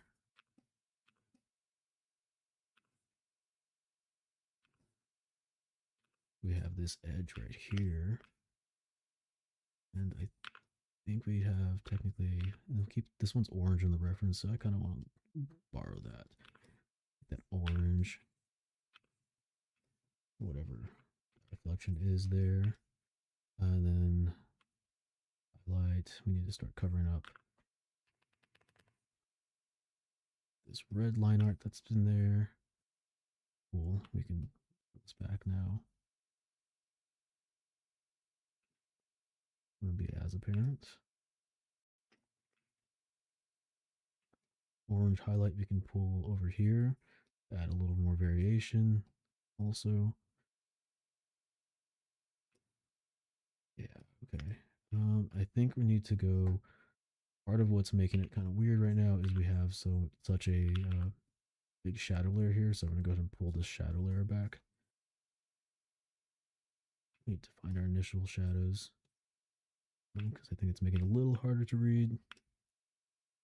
We still do want shadows, but we can probably better off merging a shadow layer down and then coming in here and manually painting all those shadow pieces. And then still want to keep the shadow inside this piece right there, but maybe as strong. We need some more like deep shadows in here, so it's gonna be probably something we need to do manually. Whoa.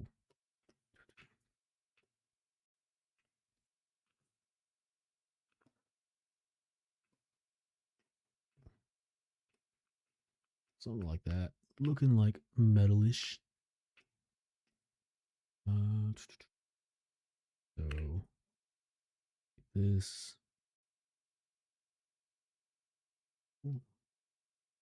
Bring it back a little darker over here. Take some of this highlight and we're going to get this edge right here.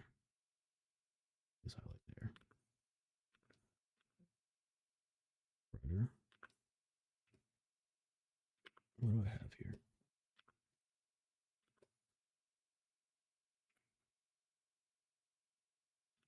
Oh, whoops, that's why. Wrong layer. There we go. So probably something like that. And then this would just become like this. And then we can bring this darker layer maybe like here, get those dark lines here, like something's being reflected there. Red. I really like this really bright red that's being reflected. Something's in the room or whatever this piece is being reflected here. I think it's cool to capture that. We do need this for this red piece right here. We do need this dark shadow piece that's kind of holding that red in. I think.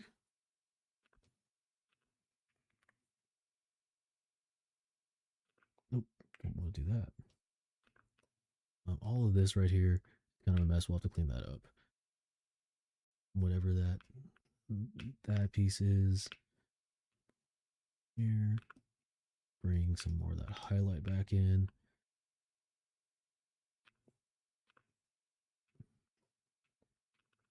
All right, looking like something. And then we do need some of that darkness back in here. almost going completely black with this occlusion shadow, but not all the way.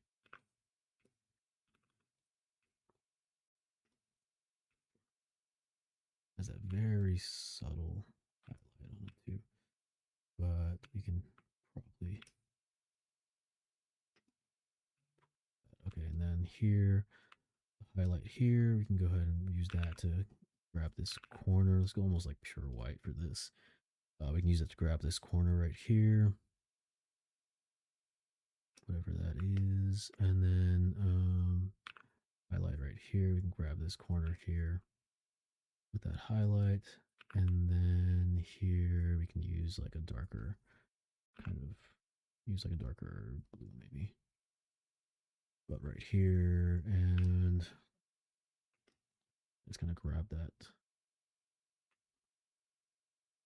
piece and bring this a little darker inside here on the roof of that piece. Cool.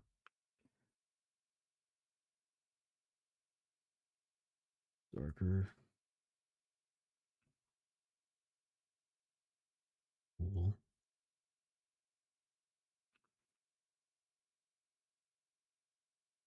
I know that curl's not like amazing on the can there, but that's fine.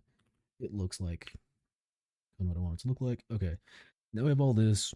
I'm gonna go ahead and just merge it all down together. Probably like not ideal. Oh wait, no, this piece. What am I doing with you?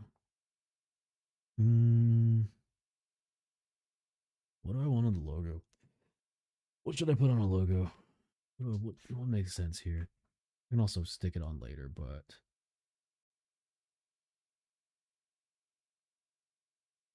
hmm. Right now, that's just kind of sitting there. Hmm.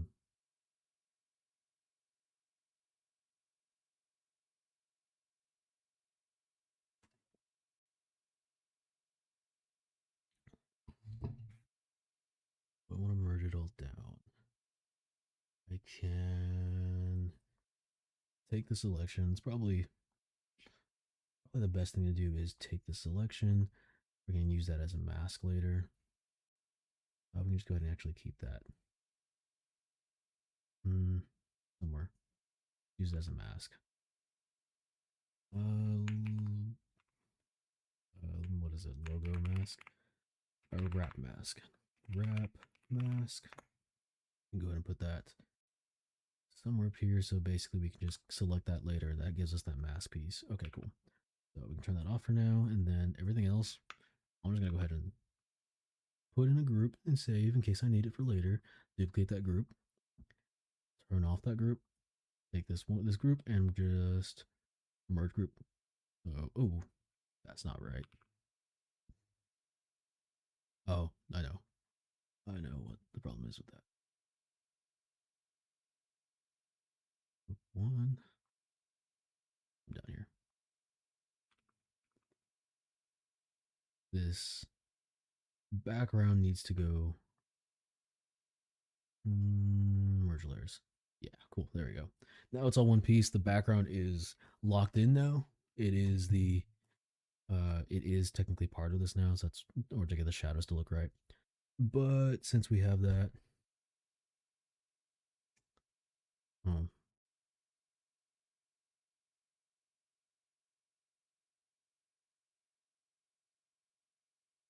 actually, hold up before I do that.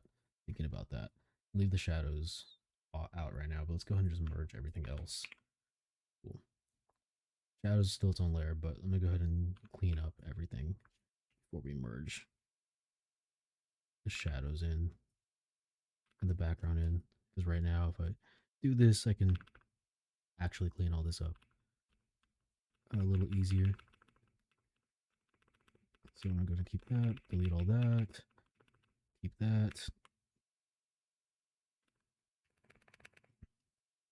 No more clipping masks, keeping us in the lines, which is both good and bad. We can go ahead and clean up all these edges that aren't really doing anything. I'll also, I don't think I did added any.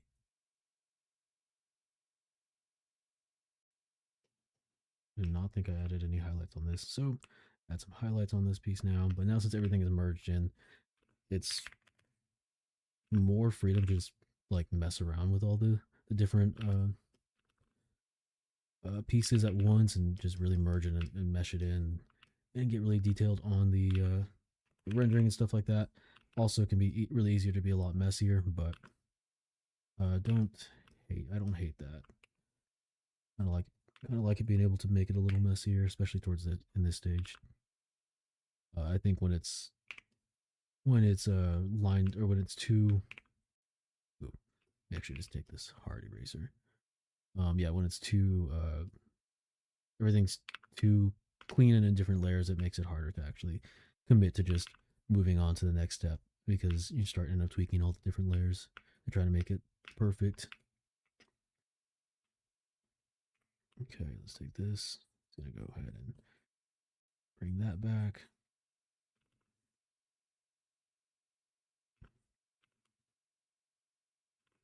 Cool. I also didn't need to merge in my line art area, my line art layer. I could have kept that separate longer, but or could have just turned it off or something. But I kind of like just throwing it in there and see what happens. Cool. Okay, and then this maybe gets. Ooh, I don't know what that is. Take a little bit of this highlight right here and just get it on that lip. We can see that 3D structure. Have here, take this, go over this. Maybe like a little bit of a dark occlusion piece right here to separate this.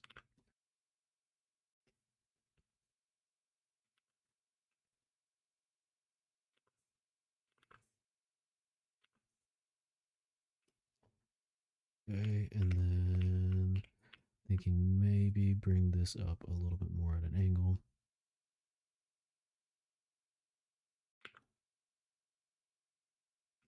Like that. A little more highlight on this to separate it out. Let's go a little whiter, almost completely white.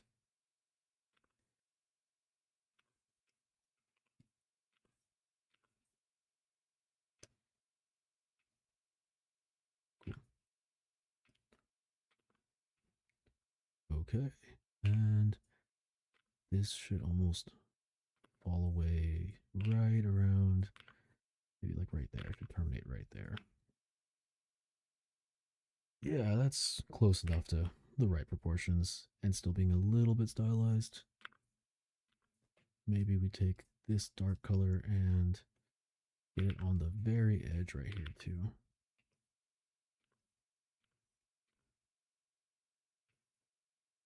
Cool. From a distance, that looks all right. And then this dark color right here, just a little bit more in that.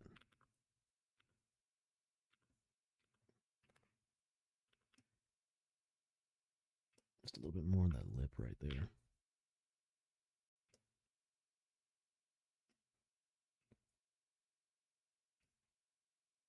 Maybe a little darker.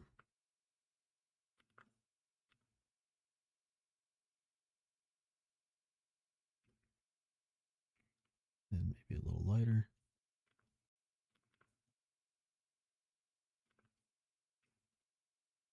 And then I think some of that may be causing the issue.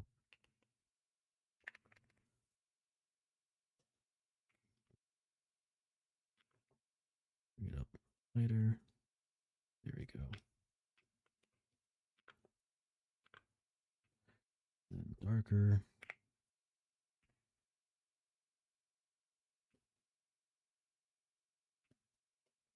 Okay, that little lip is still a little bit not as angled as it needs to be.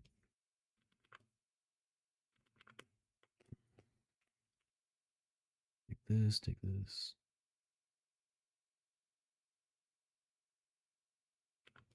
Cool.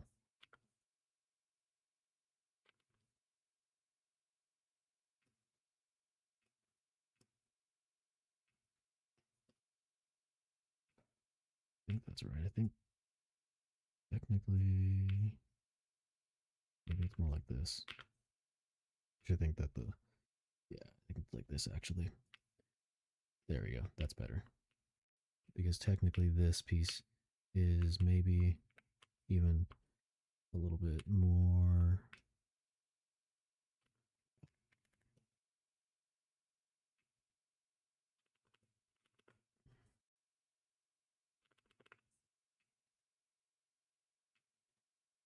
Something like that.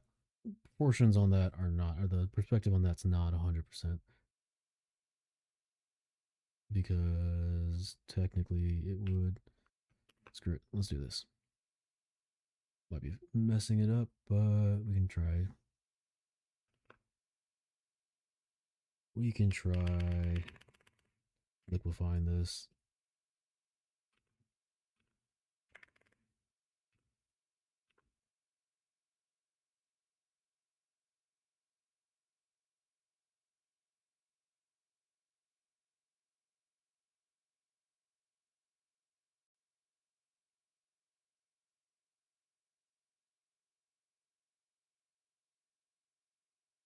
Something like that. No, I don't like that.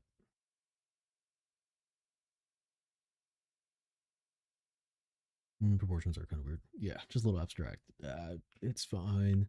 I can technically do, because the like it should be like this. Like technically it should be a little bit more like this. And do that. I'm gonna leave it as is though. I think it's just more, we'll say more stylized.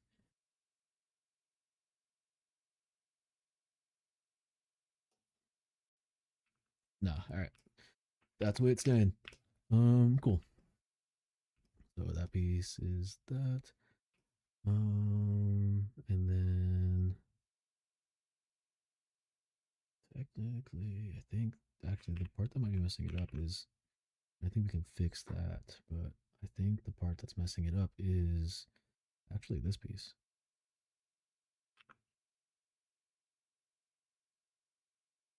Is that right? Nah, it's fine. We're just gonna say that we're very stylized with the proportions right now. That's fine. Okay, cool. So we have this can here. That's fine. In this can here, we have all these highlights on the metal in place. I just need maybe some sort of little logo or something on this piece. I don't know what to put on there. And then we do need to put in the orange oils stuff that fish are in. So we'll say something like this for fish oil. And then the fish oil is going to go from basically here to here to here to here to here to here. And we'll cut this out here. Cut all this out.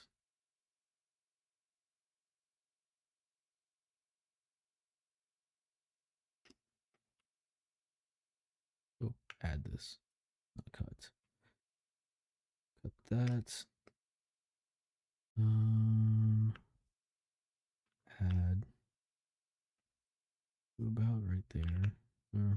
Where's that? But right there. Cut about right there. Something like that. Okay, and then we're gonna cut this here and cut here, cut basically right here. Add all of this up to about right there. Not that much. Bring that back a little bit. All of this right here gets added. This gets cut. Something like that. That should be fine for fish oil. Actually, all of this needs to be in there too. And this lip. The lip is underneath the oil. We should change this to be a little bit more inclusive. All right, something like that. That's about oil. And then we'll just pop that in there. You. And then this is going to be, we're going to put this on a overlay. You.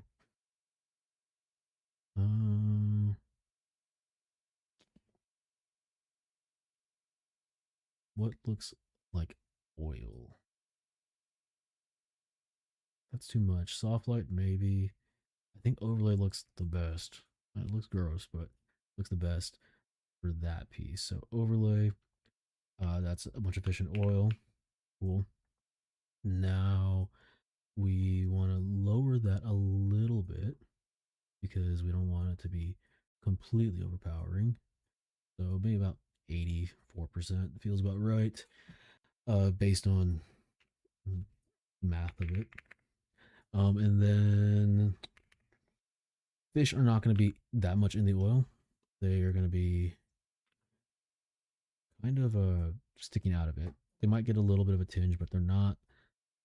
They're not going to be very much in the oil. That feels right. They're gonna get a little bit of it on them, but they are mostly gonna be out of it. So they can get some of that color back, just getting that with that little bit of the orange tinge to it. So just erasing where the oil is on these fish.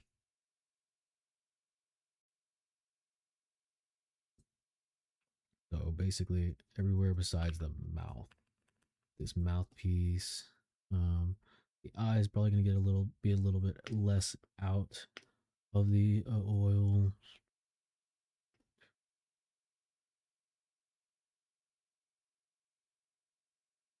The body is less. In betweens of the fish are going to be, it's going to be, the oil's going to be pushed up in there. So it's going to be actually have a little bit more oil affecting it. And right now, this is all of this is basically, we're just getting the tinge of the oil. The part's going to make it feel liquidy, even though this might make it, let's see. Yeah, it kind of feels a little bit like we have the oil in there already. Whenever we turn this on, you can kind of feel it in there. But the part that's really going to make it feel like there's something in there is the specularity that we put on top of the fish and the oil. That part's going to make it really pop. But cool. Okay, getting close. I think that's like almost what I want for this. Let's see what else. Let's clean up this. Clean up the edges. Still, we still have some areas that we probably don't need to be. That we probably don't need. Here, like this, something like that. We don't need all that. All that, those sharp edges. We don't need all of this. We'll leave a little bit of it to keep it kind of sketchy, messy, but we don't need most of this. We're good with give me a little bit of that. Actually, keep a little bit of that edge because there is going to be some dark on the other side of that highlight. So a little bit of edge. Bring back a little bit of highlight. Offset that dark edge. Not as much. We don't need that much highlight. And maybe just a little bit more darkness. This piece here.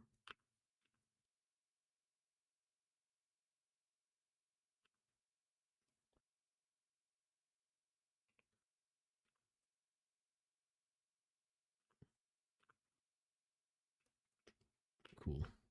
So that.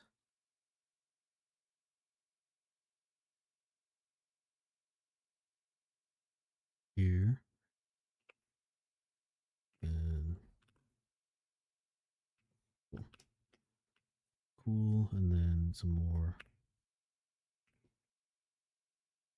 This dark shadow and stuff over here.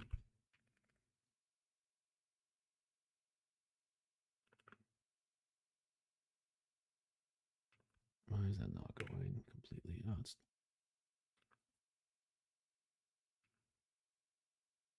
like oil. Weird. Let's go completely black. Yeah, okay. Bring that in. Some more. Get that occlusion that's happening around all right here.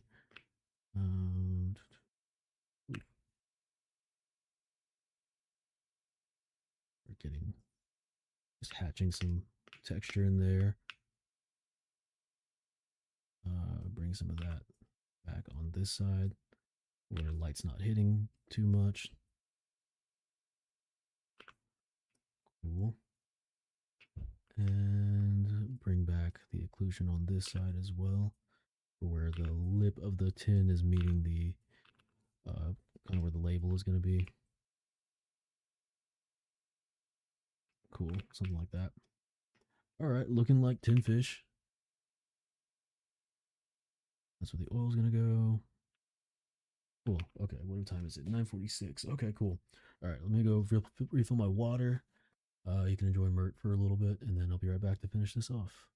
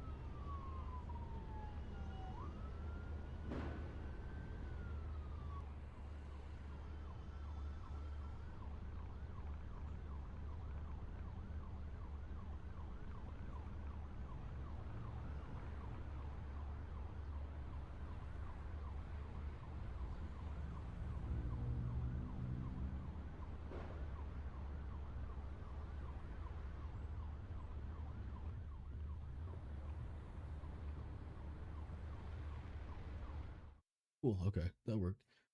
Okay, cool. My stream overlay is being kind of weird, so I got to keep an eye on that. But I think it's okay for right now. Dang. Okay, cool. So, fish. We have fish in a can. We have oil that they're in, which is cool. And then we have this metal piece here.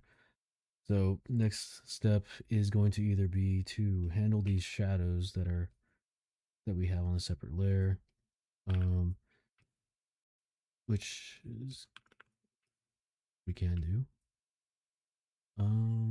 Merge the shadow layer down, merge the oil layer down. I think actually I'm gonna go ahead and merge the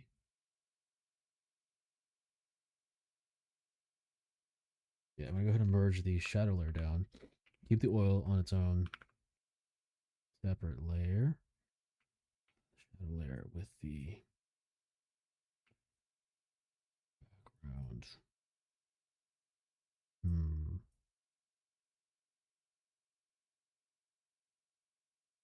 Shadow layer with the background. That's why the shadow layer should be on a clipping mask. Okay, let's do that then. Create clipping mask, keeping the shadow layer on the clipping mask. Okay, let's do that. Then merge that down. We're gonna go ahead and recreate the shadows a different way. We actually get to that piece.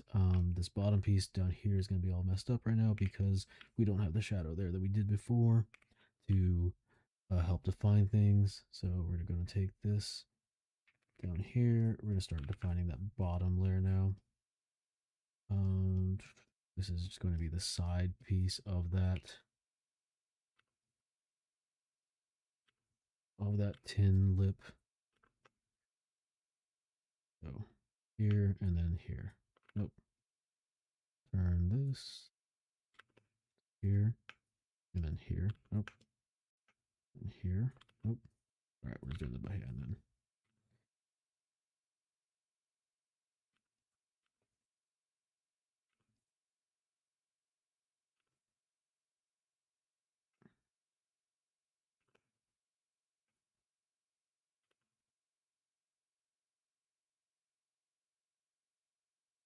Okay, let's see if we can get this all defined out. Actually, probably an easier way to do this.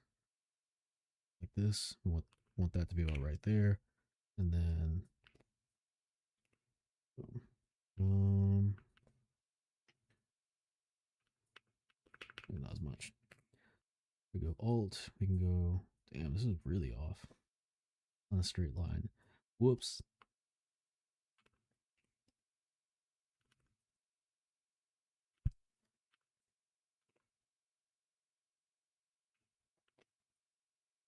That's fine. This down a little. I think it's a little too high. Yeah, so let's bring that down a little bit more. Now that we have that in place, we can go ahead and bring this down just a tad.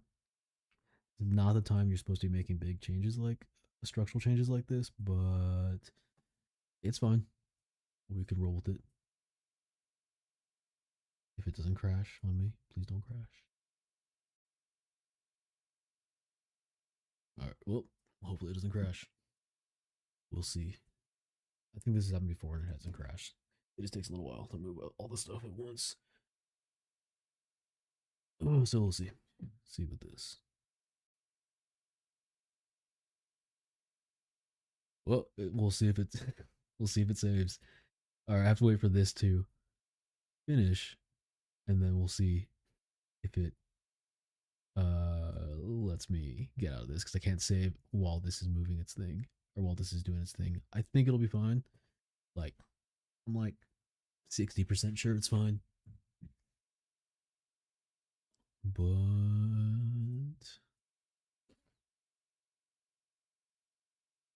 or is it?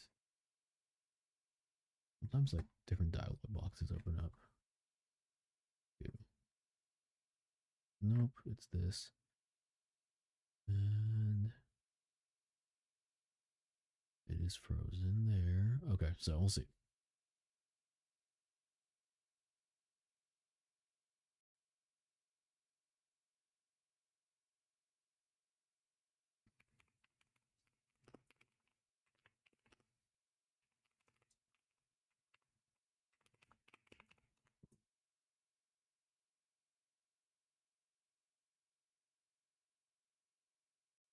let's see. Um,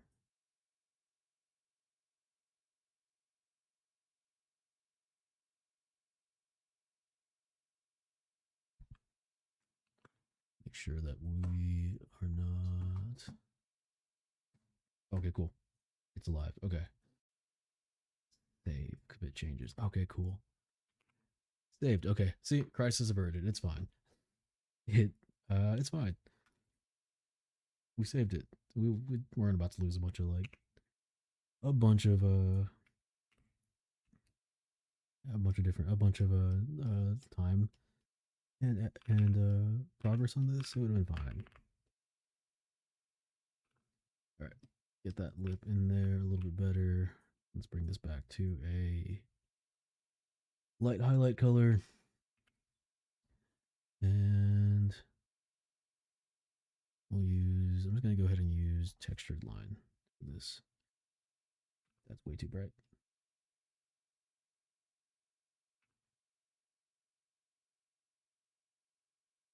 Nice and wobbly right there. Still a little too bright.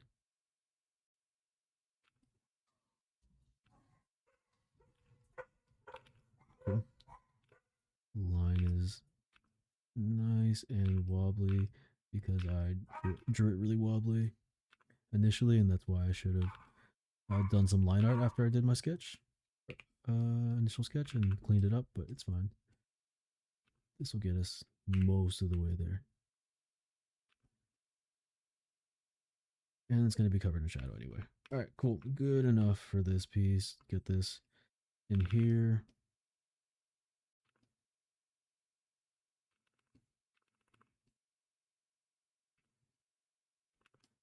All right, see, that's fine. It looks fine. It looks perfectly fine. No issue at all.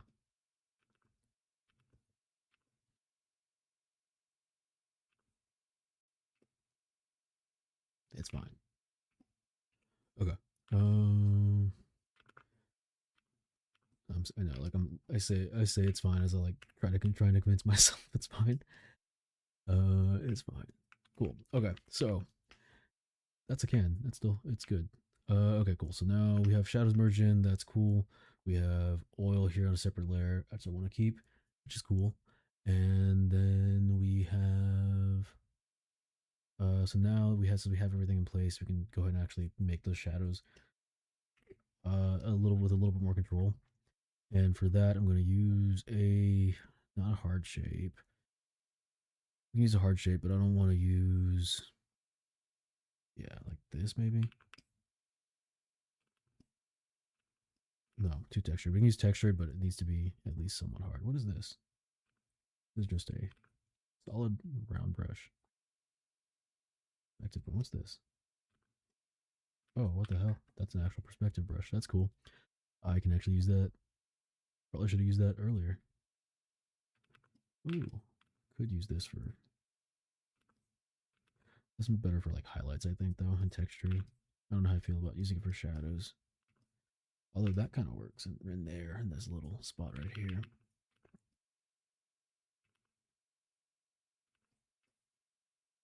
Maybe. Maybe I'm okay with that. And then maybe for maybe not that piece, but I think maybe that piece, and then need a what's this? That's actually probably a better shadow brush to use for some of this. What is this little piece in here? Okay, cool. And then throw some little bit of highlight in there. Real subtle. Just add some variation to it.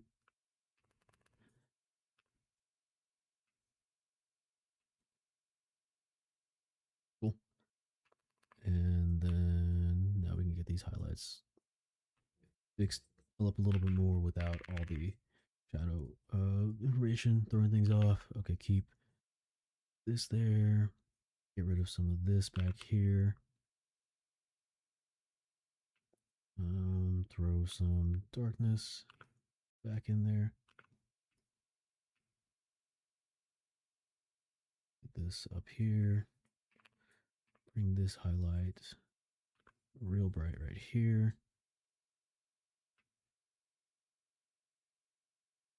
Get a little more darkness in here.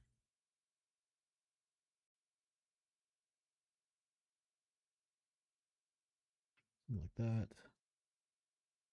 A little more dark here.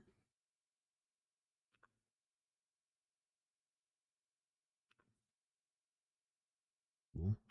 A little bit subtle highlight here. Keep a subtle highlight all along this edge. That's getting reflected from the actual fish, I think. There, and then it also helps separate it out a little bit. Keep some more of this darkness along right here. And then also bring this highlight back here a little bit more into the rest of the cylinder. Bring that, whatever this red piece is here, into the reflection, because it's reflecting that same red piece that's being reflected right here. We can actually bring that red piece out a little bit more right here. Keep that dark edge along the back right here. And then bring this highlight from this. Yeah, bring the highlight from this other edge a little bit further down so we can actually define the different planes of this top curling piece and the bottom fish piece. Let's take this shadow shape and kind of bring this back right here, just so we can separate that out fully now. Cool. Okay, that's mostly there. We do need a. Ooh, ooh, whoa, whoa. Cool. We do need another highlight right here for where the lip is turning a little bit. So we can kind of bring that back just subtly along this edge. Less right here, there's more shadow right here, but this is just where it's turning. The lip is turning up to face. There is a lip turning up to face the top plane inside here. This is all, we know all that is in highlight. So just a bit more in there. Subtle. Let me take like this color right here and just subtly paint that other lip right back there. Cool. So we just know something's back there. Nothing too crazy though. Get some of this darkness that we have here.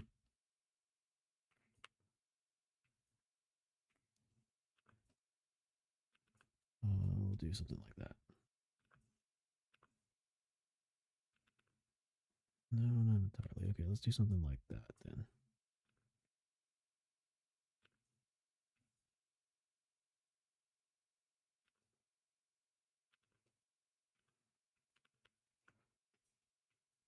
Okay.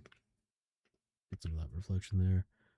Let's get some more of this darkness here. Bring it along this outer edge lip piece. Ooh, okay, I like that better as a straight edge. That's fine. Okay.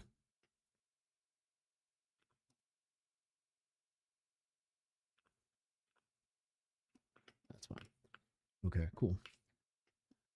That piece, and then I think I'm going to bring this up a little bit more.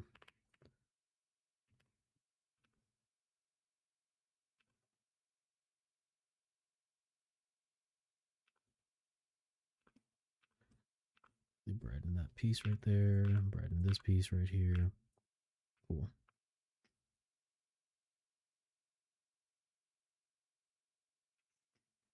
Little reflections there. Bring that reflection here a little bit back more into into this bottom plane right here. Some more of that.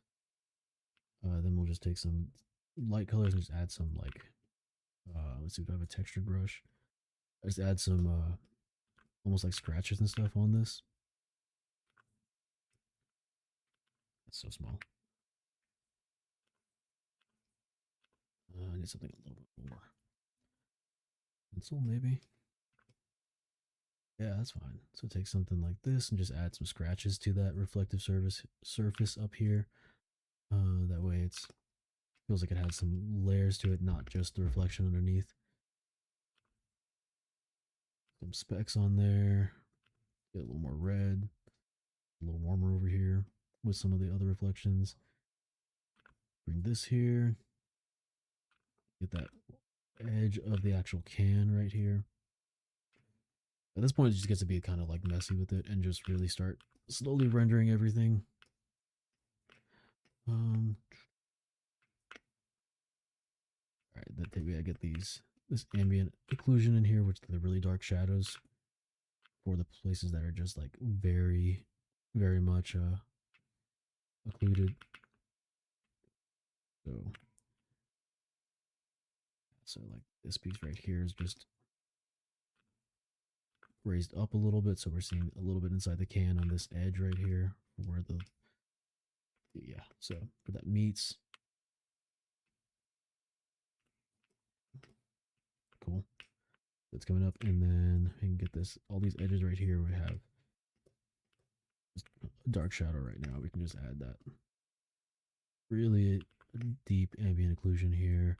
Then we can bring those edges, the edge of this tin that we're seeing here, we can actually bring that in now.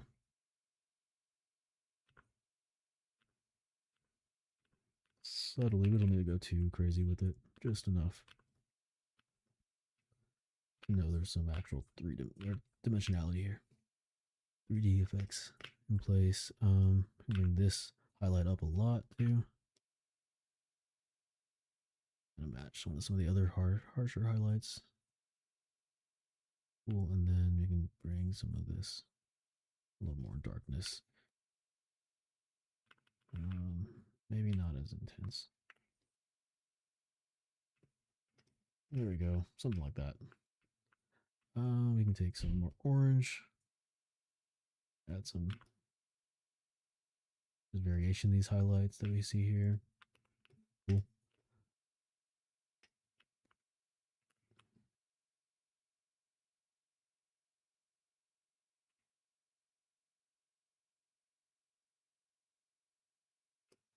Cool.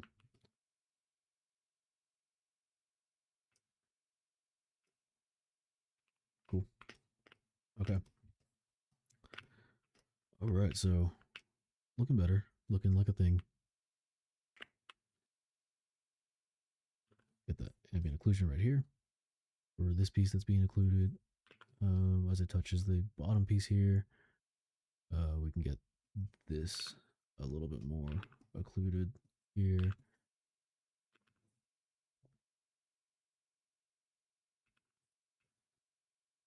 Cool. Yeah, I'm cool with that. I kind of want to bring this up a little bit more, but I think it's fine. We don't need to mess with that.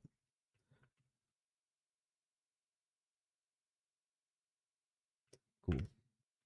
Have that in there. Okay. Now we're gonna need to do highlights on the fish. I'm gonna go ahead and do that in a different layer, but good time to like start getting those highlights in. I kind of want to use this rake brush again. Is that texture there? Oh, wait. Yes, this way. Yeah, okay, cool. All right, so, oh man, camera is frozen again. Deactivate, activate. Oop, that didn't work. Activate. There we go. That worked. Weird. Okay, let's do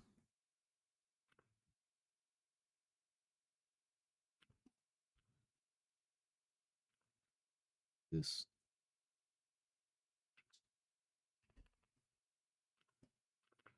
I think maybe we.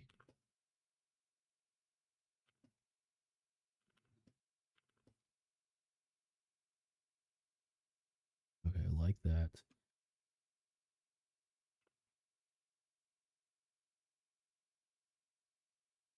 Okay. Like this. I like this. Maybe, yeah.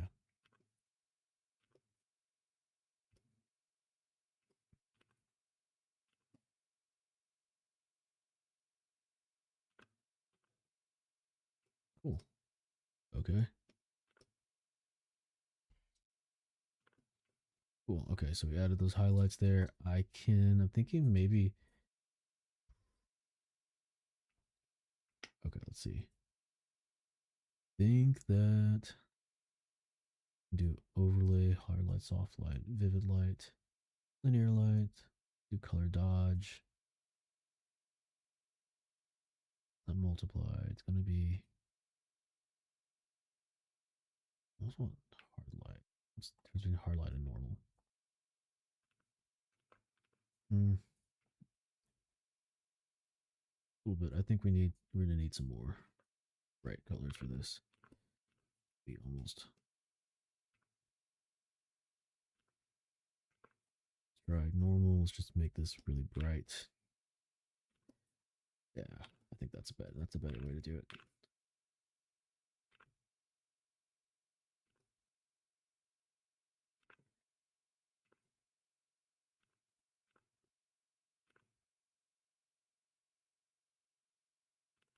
Okay, cool. We'll do this a little bit more yellow and a little bit less bright.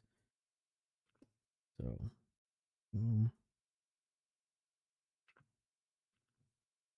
like this right here.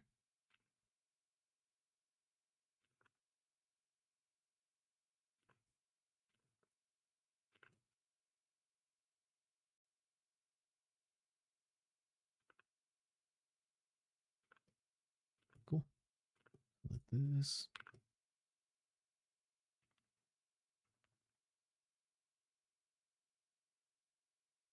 Okay, and then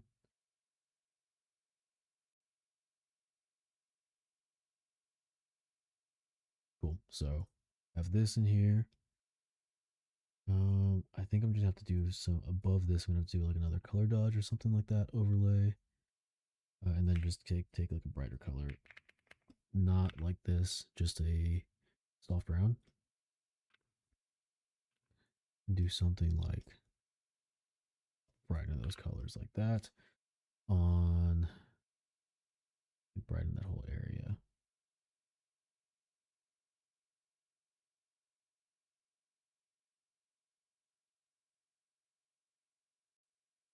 I can overlay, but maybe not that much.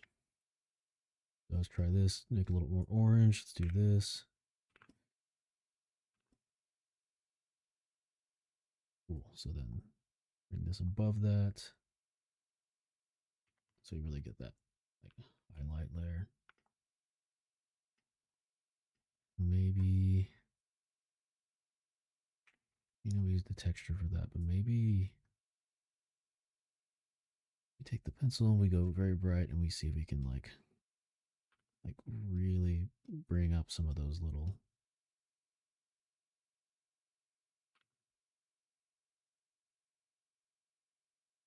See if we can bring up the highlights of these pieces.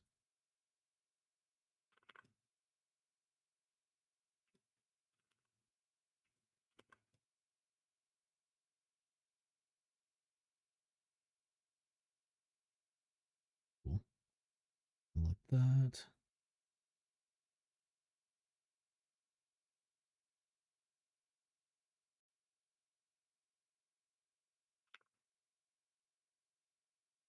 Okay, cool. Something like that.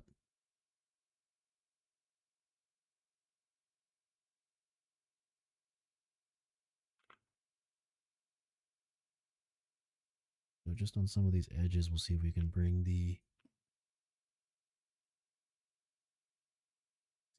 this up. Ooh.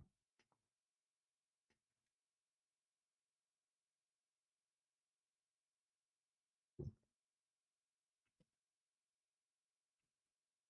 Bring that specularity up a little bit. We can bring it up right there on this gill piece or whatever this is. And then since this is, yeah, I mean, this is the specularity layer. So let's go ahead. This is the part that's going to make it feel like it actually is more, um, like it actually is more.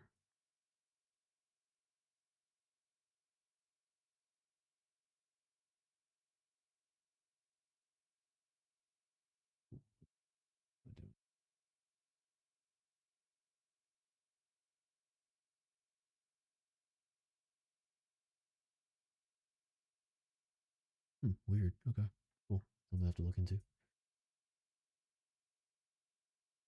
Okay, cool.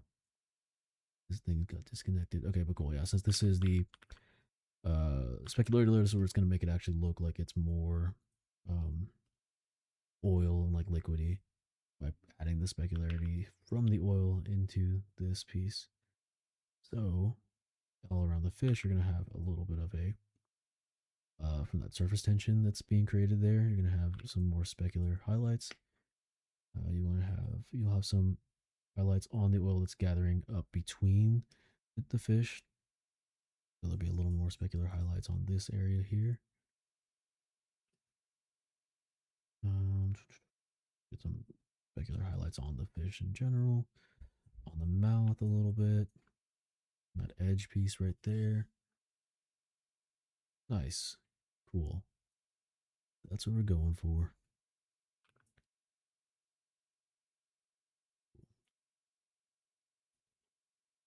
Along here.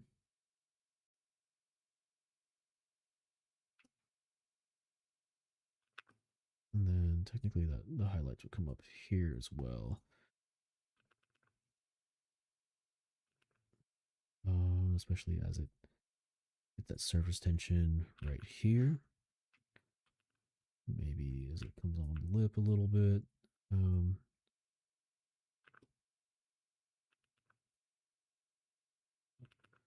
like right here.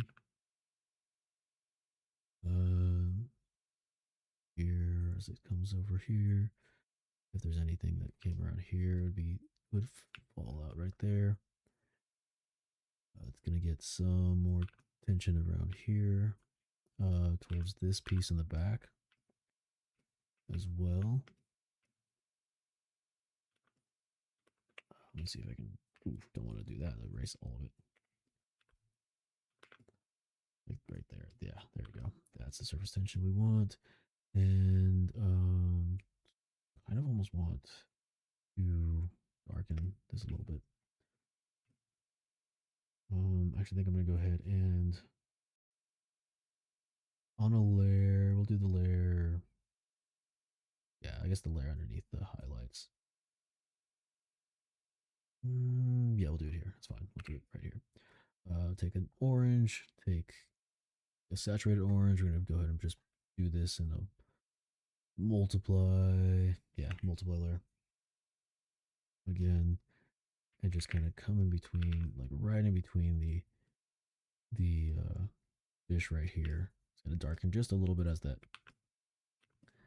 oil really builds up in this spot. Cool.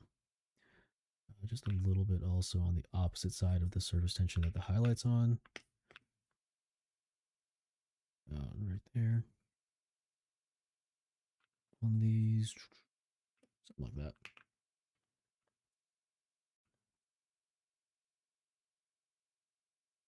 Yeah, this is maybe towards the back a little bit more where the oil would also be kind of building up. But just getting these pieces right here where it's a little more submerged. I'm bringing maybe this piece right here as well. I actually probably need to. Yeah, let me go ahead and do that as well. Make this dark right here. Get really small.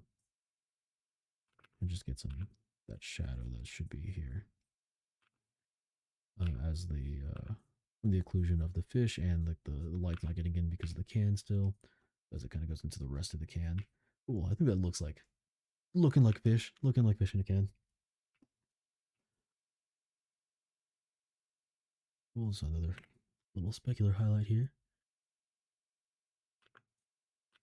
from the oil or underneath one of those things.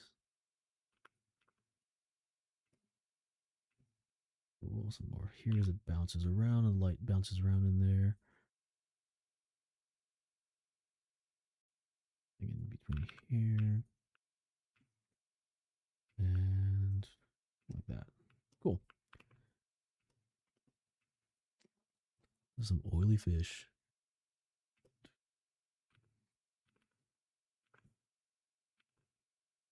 Cool. That looks pretty decent.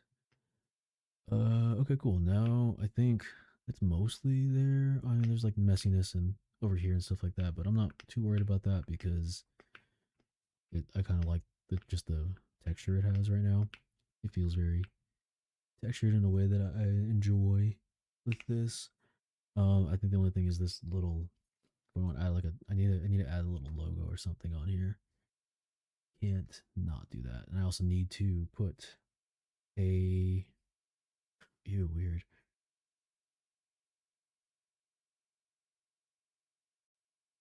Oh yeah, this layer actually does add a lot. Wow. Okay, cool. That actually feels a lot nicer with that layer added. Highlights also add a lot too. Nice. Oh, and then the orange. Okay, cool. It's all working together. This feels right. That looks wild. Okay, cool. So we need to go ahead and add the shadow back in underneath. So the shadow is going to. We'll skip another multiply layer. It's going to be above this, the background, and we are going to use a rectangle brush or something like that. I think my tried and true rectangle brush, I think, is going to be the one for this. Yep, we don't need it to be that color though. Let's go purplish color again. Do something like that. Yeah.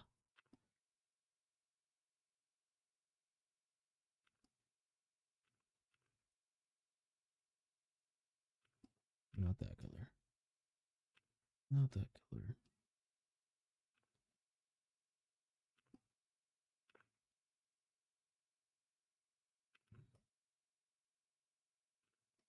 Yeah, no, I think it's purple. Feels right. Okay, cool. So it's gonna come right. Gonna be underneath this, right here. This is going to be the darkest part of the shadow. I know what we did earlier, but now we're actually committing to it on the bottom layer instead of being all in one big shadow layer. We'll add a little bit of a shadow back here, just a little bit being caught at the very edge.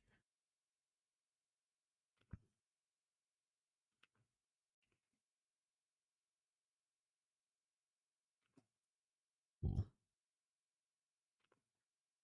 Okay. Keep this ever so slightly larger so we can pull it back a little bit. This is going to be also. Let's keep this here, and then we're going to fan out from here. So keep that core shadow, shadow piece. That's going to be a little bit. Like I said, that's the core shadow. I think the darkest piece. Yeah, keep that little defined, and then slowly start to build up that the rest of that piece. Keep this angled a little bit more. So we have that shadow shape there. Now I'm gonna go ahead and take the smudge brush and just start to soften this outer edge up. And then additionally, I'm going to go ahead and use the scatter brush and get that texture in there of that soft shadow. Oh, cool.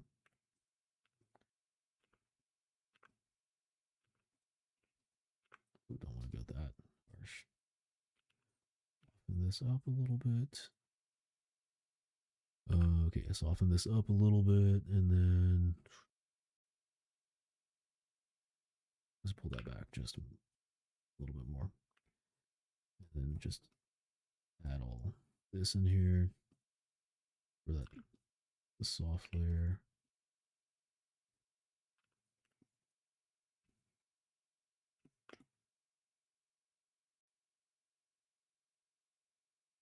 Smudge that to soften it too.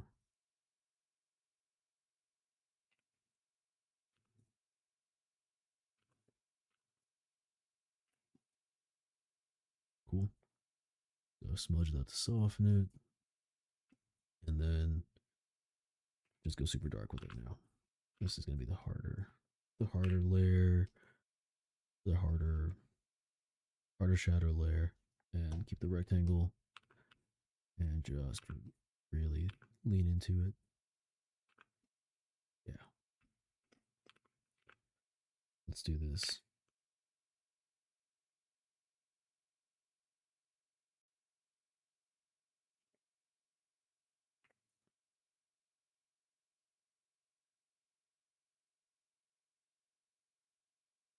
Cool. All right, that should be good. A little bit harder than we needed it to be, so we're gonna go and smudge that.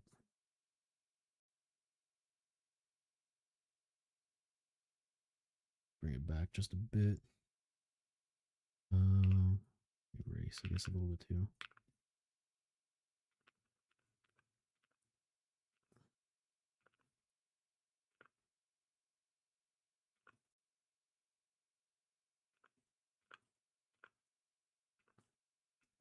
There's definitely a cleaner way to do this, but that's fine. For now, okay, cool. So yeah, smudge just a little bit, and then go back and do what I should have done after, which is this piece. To add in the fall off, the softer fall off of the shadow.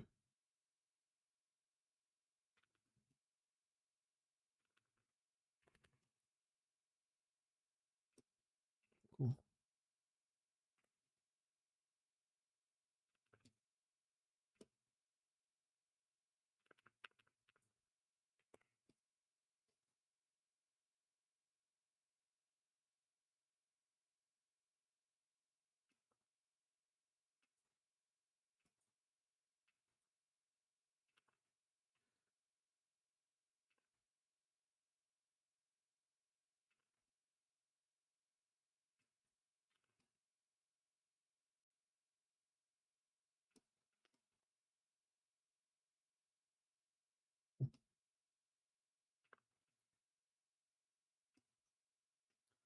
All right.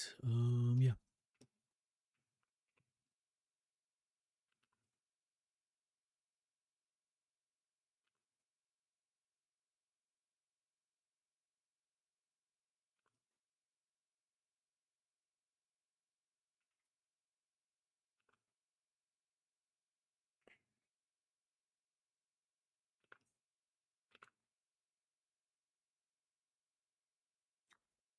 Rectangle. Yeah.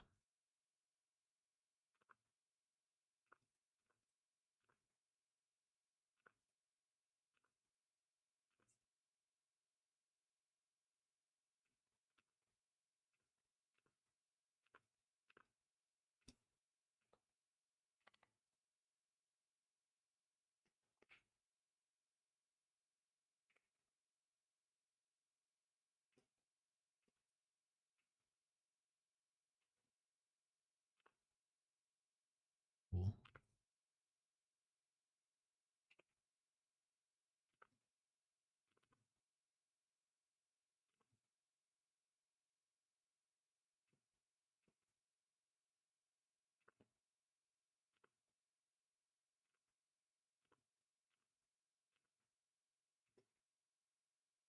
Okay, and then I think this needs to kind of match up a little bit more with this.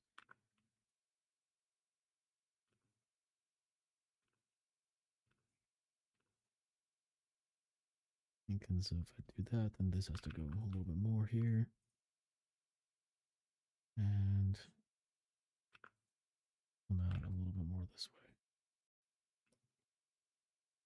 Okay, cool. Not perfect shadow for sure, but good enough.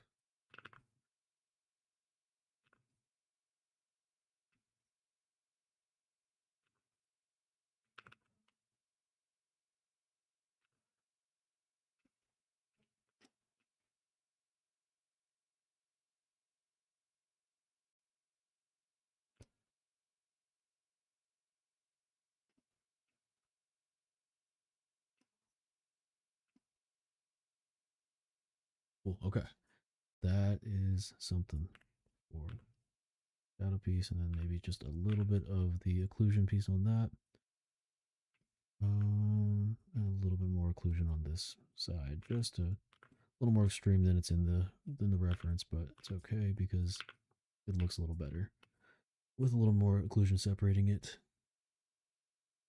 And we can technically just blur this a little bit too. I think just to kind of have it feel a little bit more,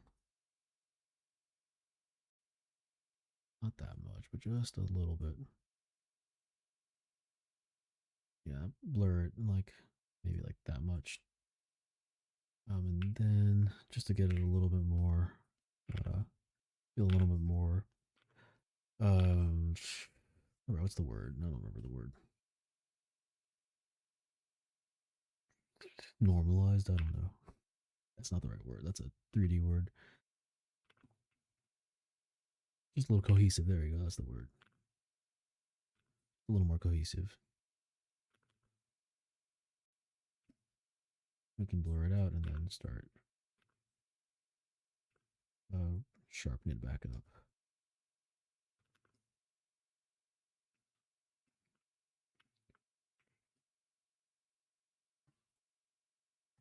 Mm-hmm.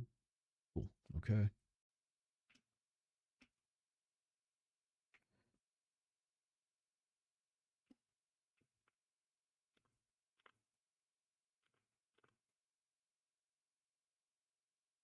Get some texture back in there with the scatter.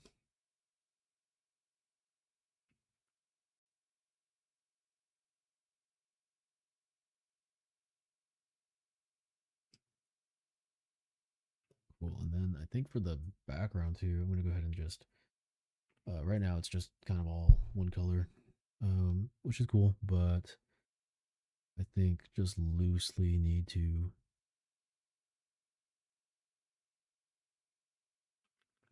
throw some other colors in there.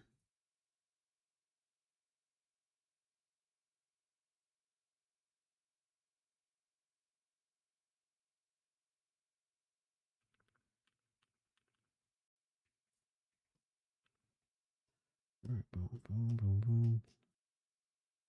Keeping the same sort of tone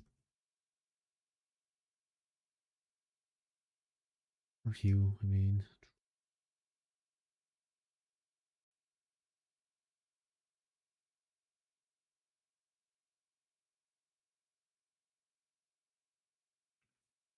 Ooh, that's not the right layer to be on. Why don't you start drawing on that layer?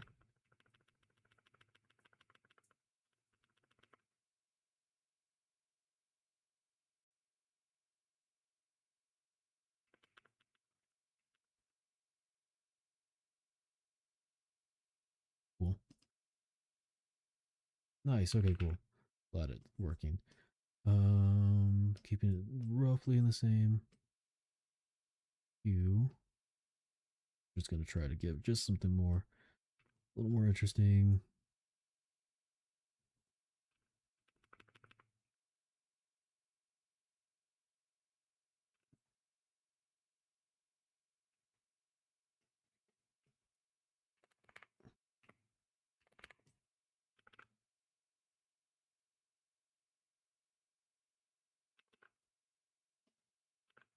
A little lighter. There you go.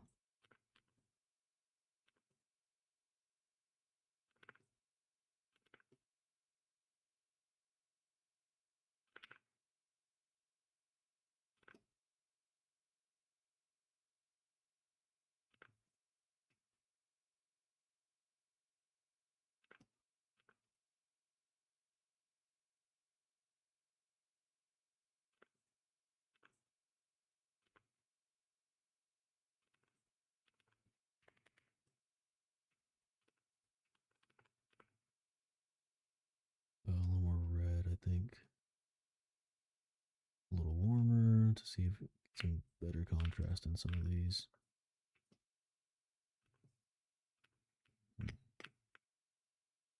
Cooler. Yeah, I think I actually like cooler a little bit better. There's more contrast.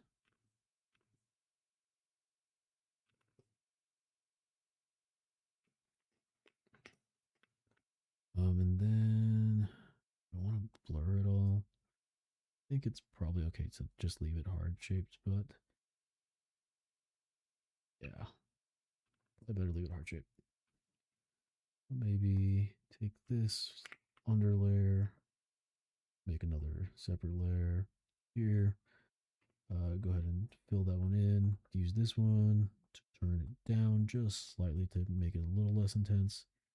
There you go, a little more subtle. I think that's better. Cool. Okay, the shadow shape, I think I also want to use my little weird little rake brush I have again. Yeah, this one. And see how this looks. I kind of like that. Damn, this brush is cool.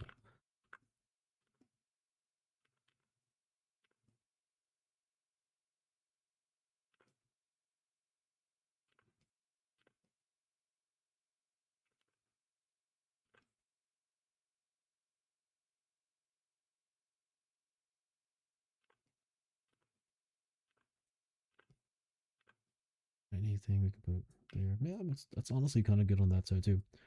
Um, little brush is gonna get used way too much in my stuff now, but I like it. I kind of like it though. I think it's cool. Cool. Okay, so I'm okay with that shadow shape. Maybe a little bit less uniform. It's like we just cut out some of these.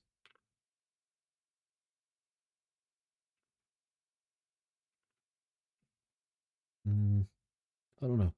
I think maybe it's better without. Better just leave it as is. Yeah, I think that's better. Okay, cool. So have that in place now. I need to look on my other screen too because it's. I know the screen that I'm actually working on does change the colors a little bit. I do need to calibrate that at some point so it's a little closer to what the final output looks like.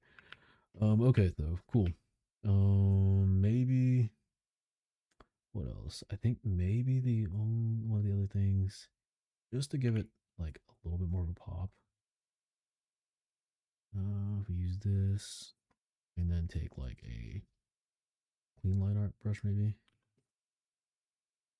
just go around the back or just go around parts of it and hit it with some red or something on the outline.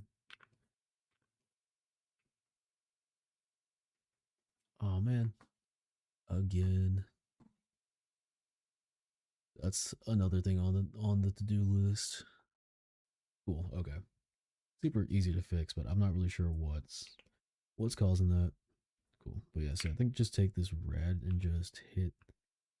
I just hit the very like edges.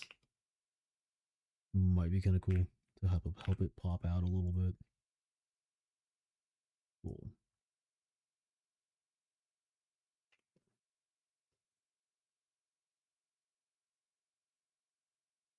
Maybe.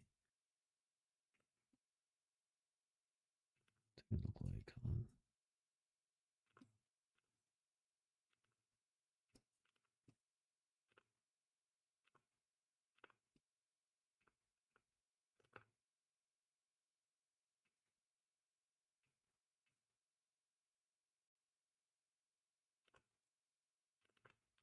Just do like.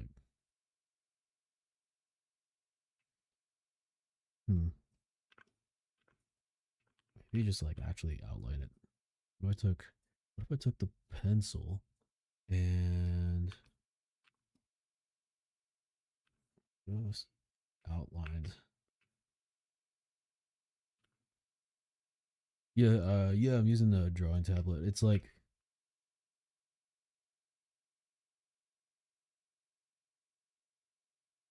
you're gonna get the behind the scenes footage, exclusive behind the scenes footage.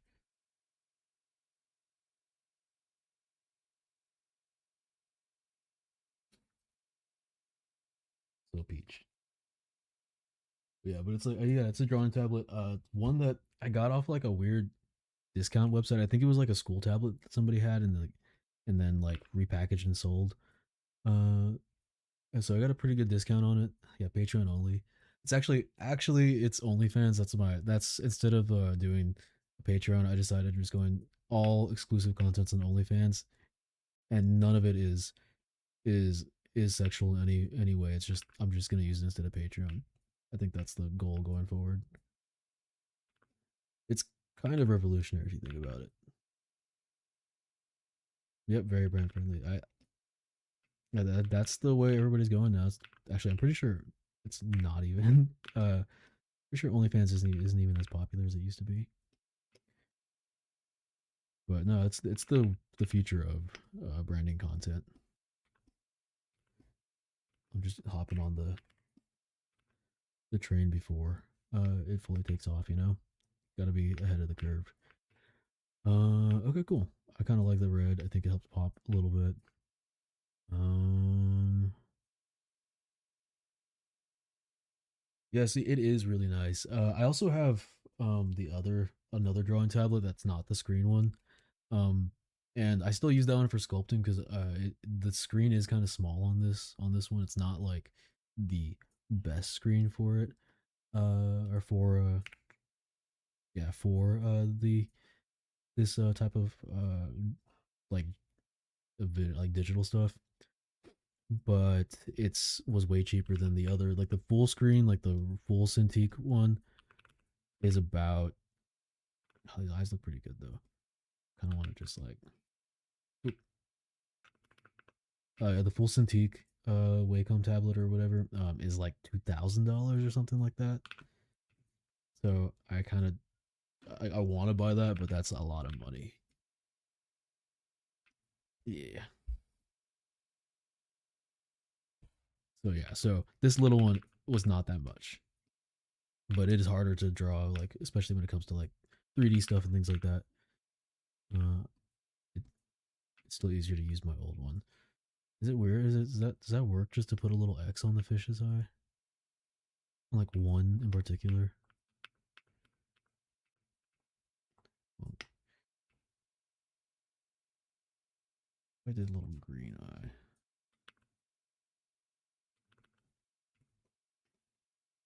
Mm, I kind of like those eyes. Which is the worst eye? I feel like it's that one.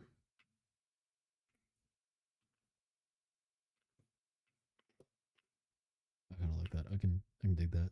Okay, cool. Just one little green X on his eye. That style with the logo. Yeah, I was thinking about that too. Um, see, what can I do with the logo? I take this. I think it's a. Oops. It's still kind of there. Let me see if I can make this better. Oop.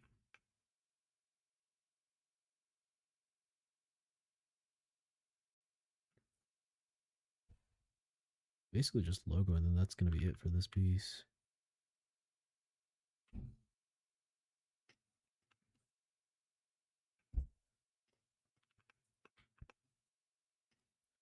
Also,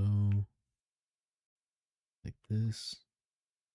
There you go. That should be most of the logo.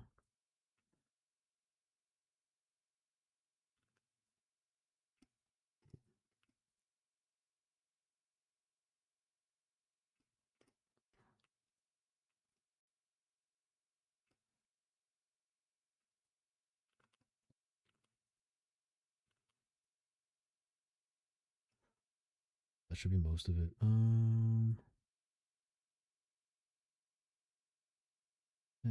now I can use this mask that I made here and put it on this piece. Cool. That's right. Did I do that right? I did do that right. Genius. Okay. Sometimes I do know how to art. Okay, cool. So this needs to go underneath. I guess it doesn't really matter where it goes. Okay, cool. So we can put this wherever because it kind of doesn't really matter. because it's just masked out. I'm just gonna leave it on top so it's easy to keep an eye on. Let's see.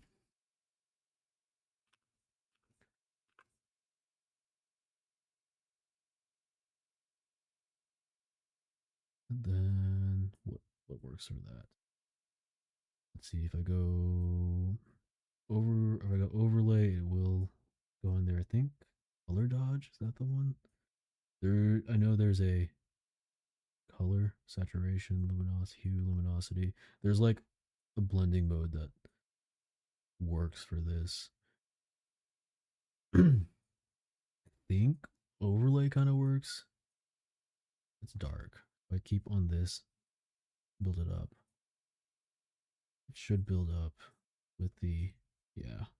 It should take on the value of that. So if I take this green line through, yeah, it should take on the value of the underlying color or whatever. So here it's darker in the darker parts, and then it's lighter in the lighter parts, which is basically taking on all that light information we have in there already. So now that we have that, we can do something with that. Honestly, that's not too bad. I don't know what that was, but it's just a random little shape. Cool. So something like that. Not what I'm doing, but what I'm gonna do, but actually kind of works for some kind of interesting looking shape. It looks like something now. Let's see. So save that I need to do. It's been a while since I saved. Okay, so this logo. I want something dumb. I want something. I want something. I don't know. Something dumb.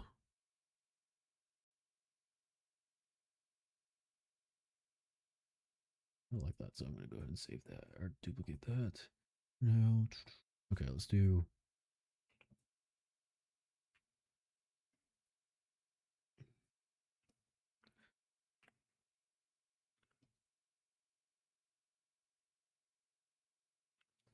There's definitely a way that I can like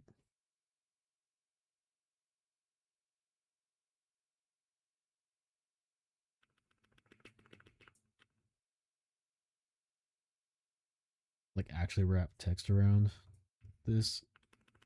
I know there's like a way to do this the right way, but we're not going to be doing that.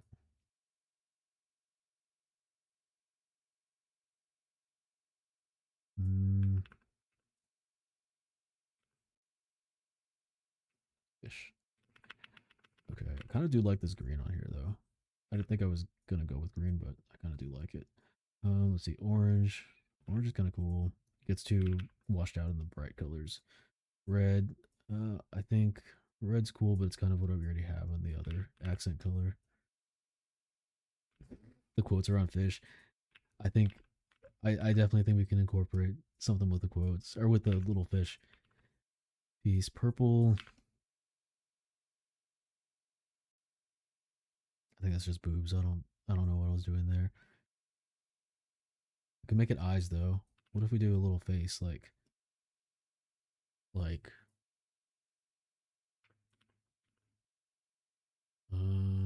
let's see.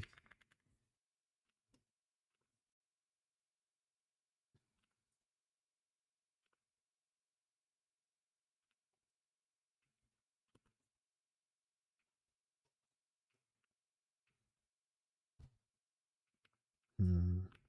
So you added eyebrows. Yeah, boobs until I added eyebrows.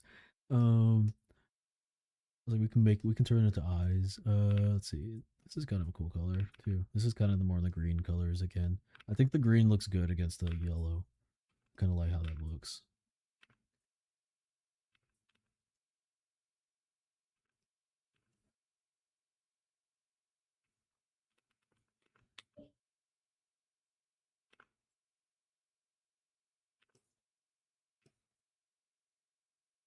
Hmm.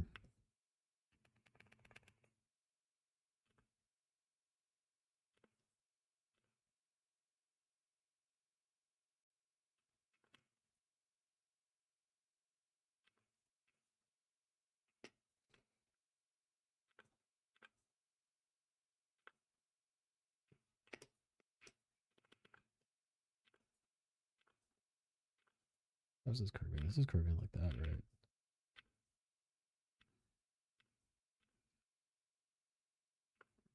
Like that. It's curving like more like such a quick curve right here. My proportions are, or my perspective is really weird. Technically, it'd be like that. And then these would be like this, these wrapping lines. Because it's a super quick curve that I did there. Let's see. Okay. What if I just make it like Brutus?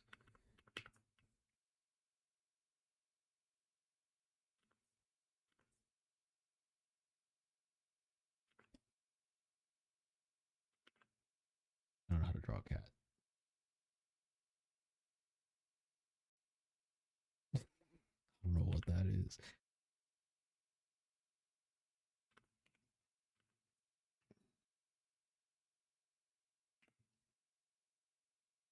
Fat cat. Ooh, that's actually Fat Cat is not a bad name for this. Hold up. That's an idea.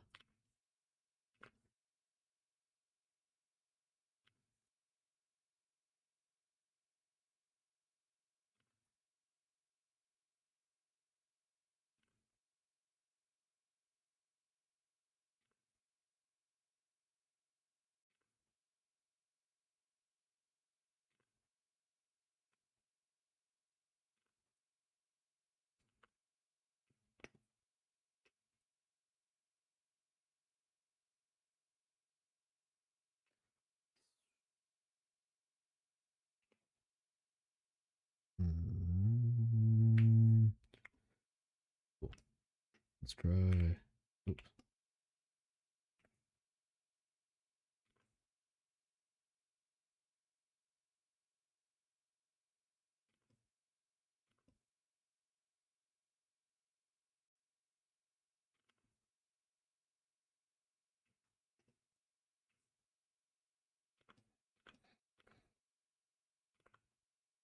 Drawing letters in perspective is weird. I think that's kind of right though. It's like basically needs to be following that. This one needs to be following that curve. And that wrapping line, which is crazy. And that's not bad. Draw something and then shift it in perspective.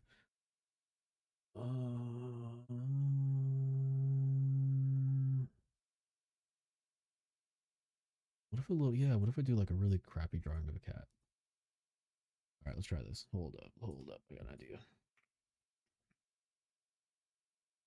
That was it. Nice, okay.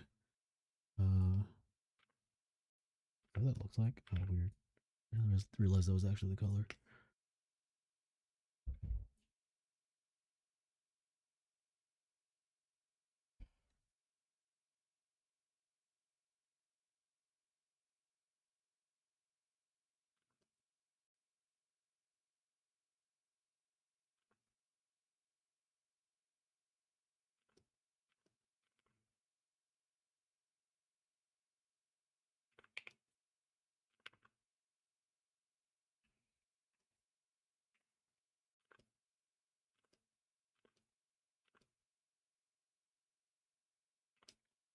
That a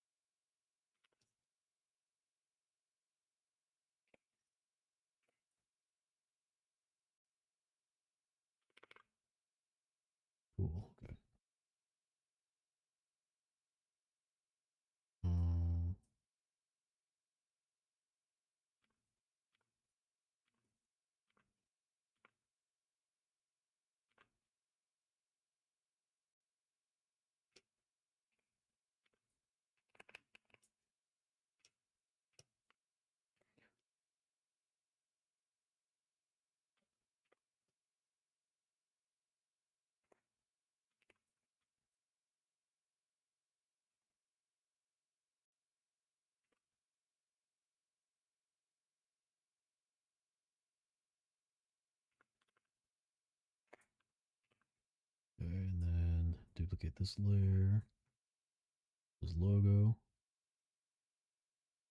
I have no idea if this is going to work, but we're going to try. Alt? Nope, not Alt. Alt? Nope, not Alt on that. I think this is how you do this. I've never done this before. I'm pretty sure how you're supposed to do this. I've never used like how you're supposed to use like textures and stuff too. Um, like fit them onto things, but I never have really done it. So I'm gonna go ahead and try that now.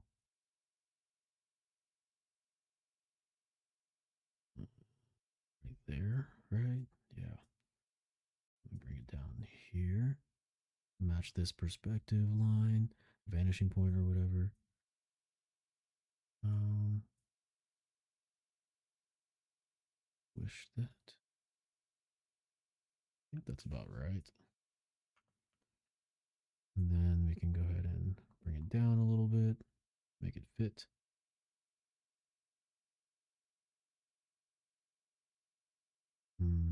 Like that, I think. And then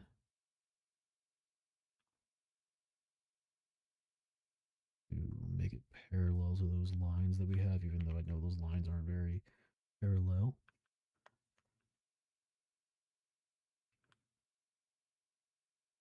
Stretch it out a little bit longer.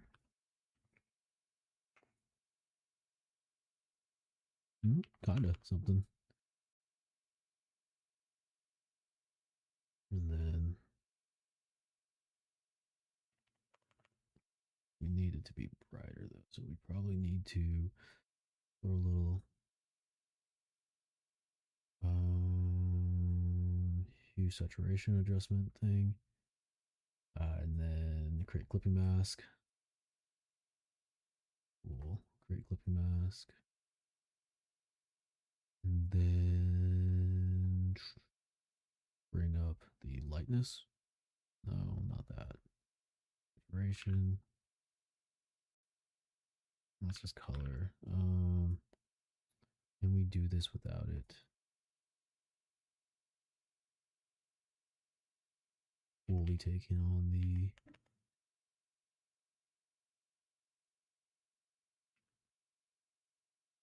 the overlay to be more.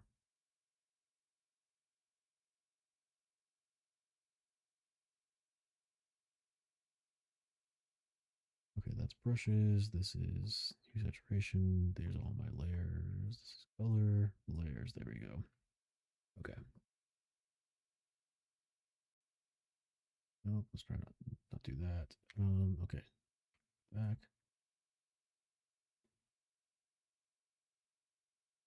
Brightness contrast. Let's try that. Create clipping mask.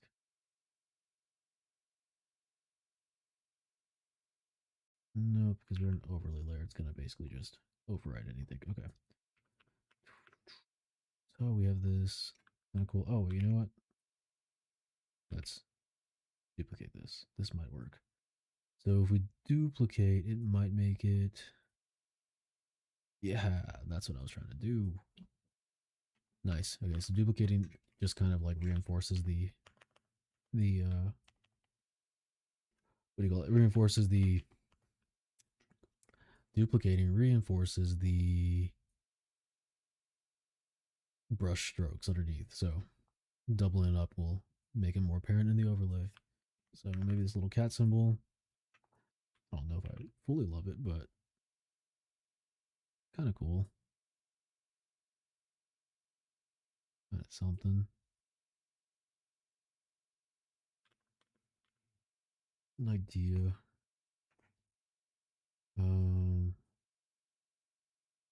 Maybe this with what did I? And I make another one that I kept. Hmm.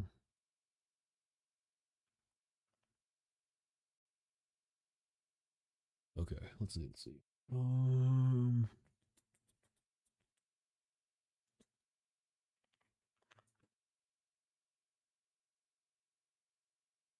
of thinking maybe we just. I like the idea, but I don't know if it works that well for this. I kind of thinking maybe we go back to fish.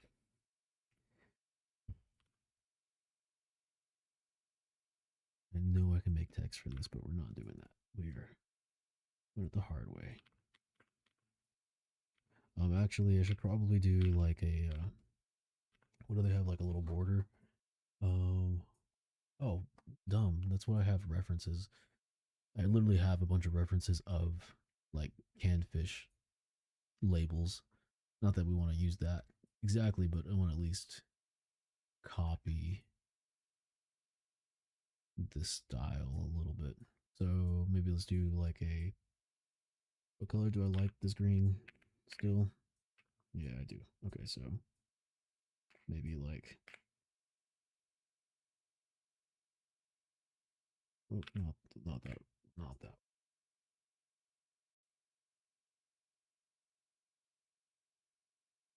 That's not very clean, but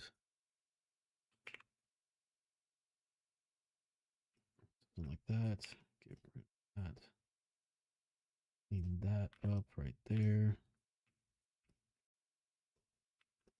Something like that. So have that. Maybe erase that at the bottom. Make it like a really like, and get a really like, yeah, like a little, like a really textured brush and kind of erase this on the bottom like it's peeling or something.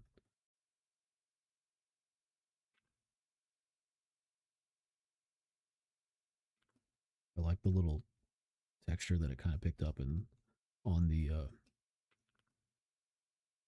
on these pieces here. Looks like it's like chipped out. Cool. Bring something here.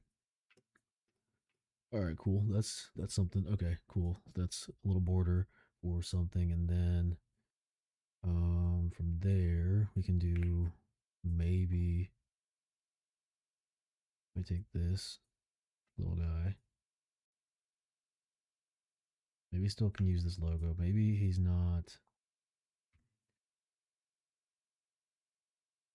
Maybe he's not that color though. Maybe we change him to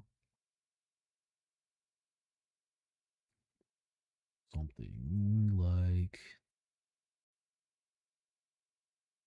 Okay, maybe we change him to. Ooh, that's the whole thing. That is not just that one. I got so messy right now. Okay, cool. Great. Clipping mask again. Goddamn, clipping masks are so useful. Okay, cool. So I have this little guy. We're gonna take this color and we're just gonna play around with maybe something that goes with the green. We make him blue.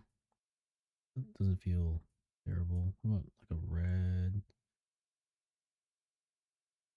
I don't think red works as well, but maybe a blue.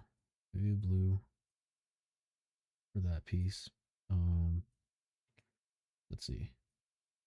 Creechy. Nope.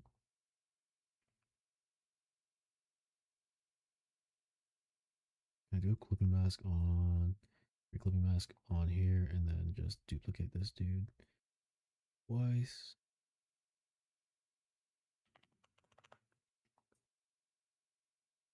I kind of like it.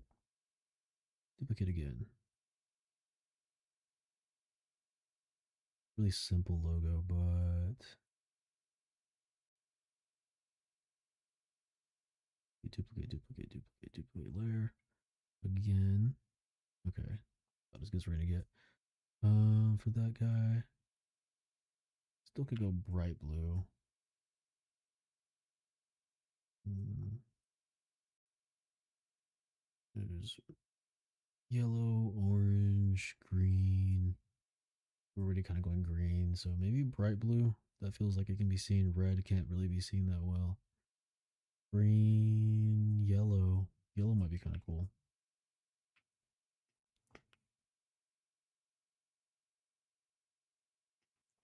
But I do feel like maybe he needs a little like circle or something to sit in. Let's try that. And I definitely could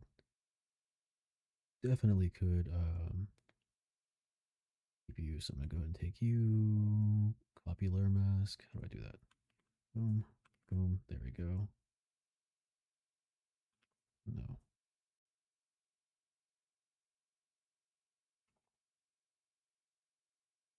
Um, what is it? Like this, then like this, then Control Shift V, no Control I. Wait. Control D. Wait. No. Control I. Control C. Copy in, paste. There we go. I know how to do Photoshop sometimes. Cool. Okay, so we have this again, and then yeah, I think the yellow looks good. Thinking that he needs maybe just like a little bit of a background or something. We need to see if the color. Oh no! Please don't! Please don't! No, it works. I don't want it to mess with.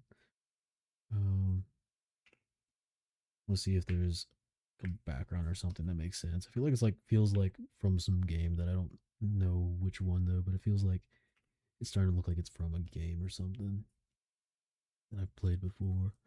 Not yellow, obviously, because he's yellow. Nope. Like,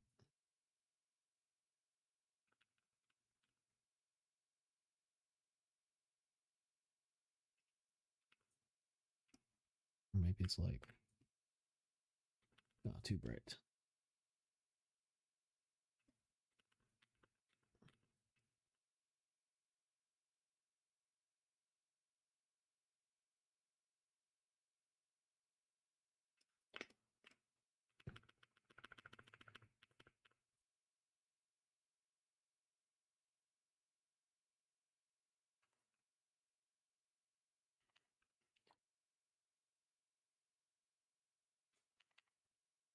Hmm. I think there's definitely something.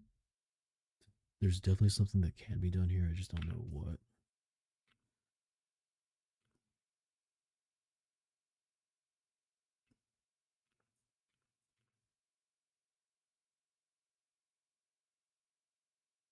Blue looks the best on that. Maybe it's like it's taped on there.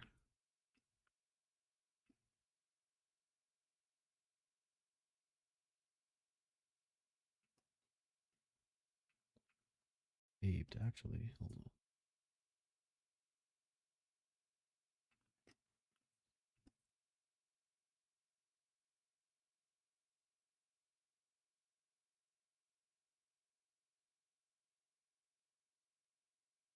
No, I like the blue still.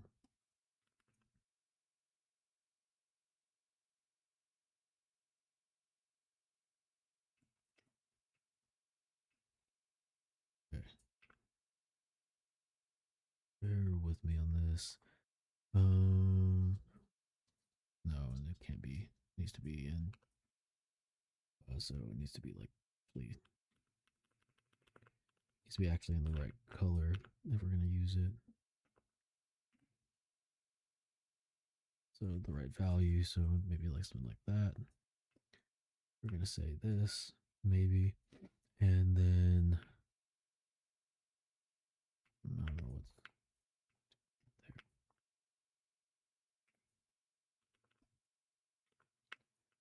Like that, and then if we did something like this, and give it like a little bit of a shadow underneath, for it being like tape or something like that. Kind of cool, maybe.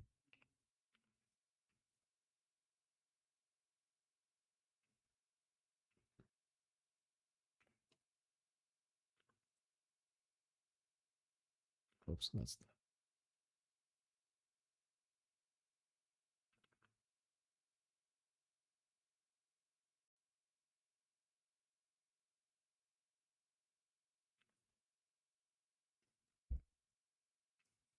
Maybe something like that, like it's like a little tape on there or something.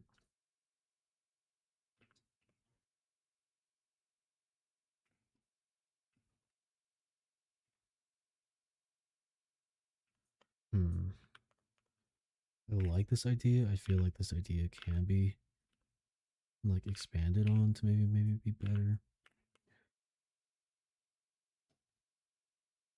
Now to multiply.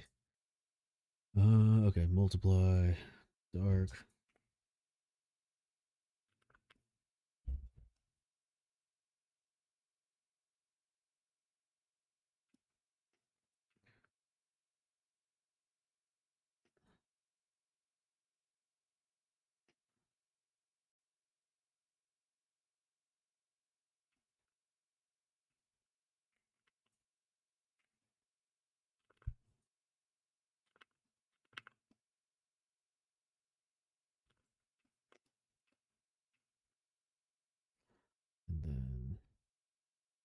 and orange.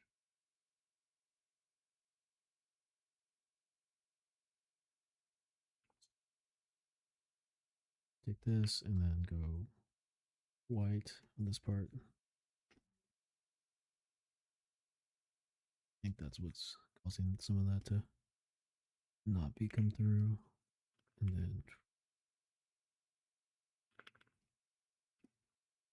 what is that? I don't know what that is.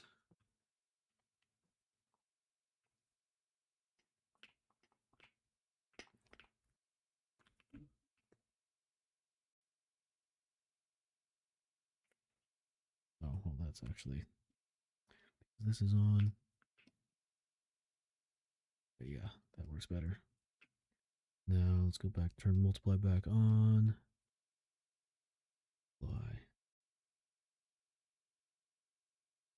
And this we need to go, well, no, technically it would go over here. So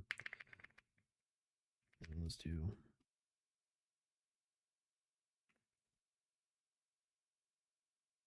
oh, nope, here. Just add some, or just gonna add some wrinkles here just to give it some bit of texture for this little piece here. I guess we're just making some tape. Somebody just put some tape with this cat logo on there for lore reasons. Some sort of lore reasons.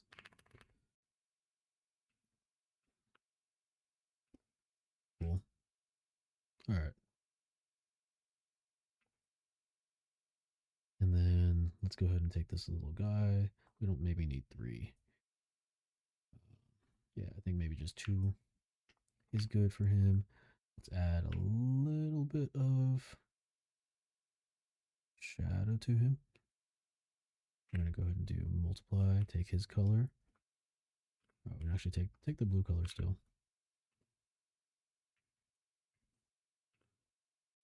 Multiply, oh, whoops, it needs to go over completely.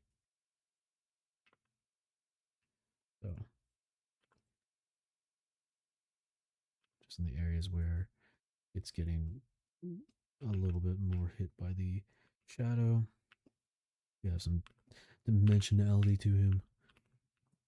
And then I think I'm just gonna, I think I'm still gonna write fish on there.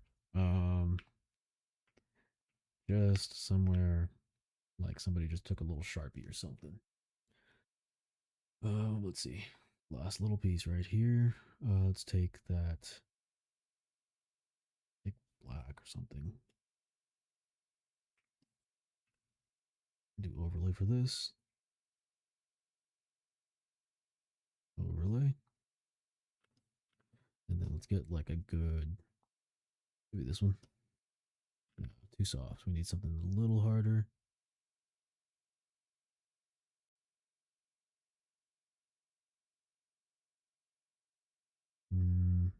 Yeah, this feels fine, maybe.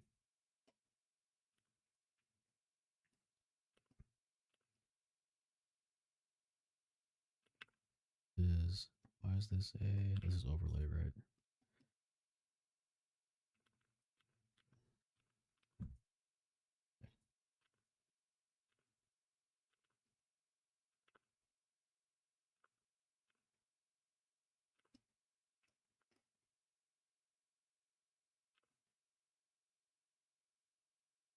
This feels not right. Why is that open?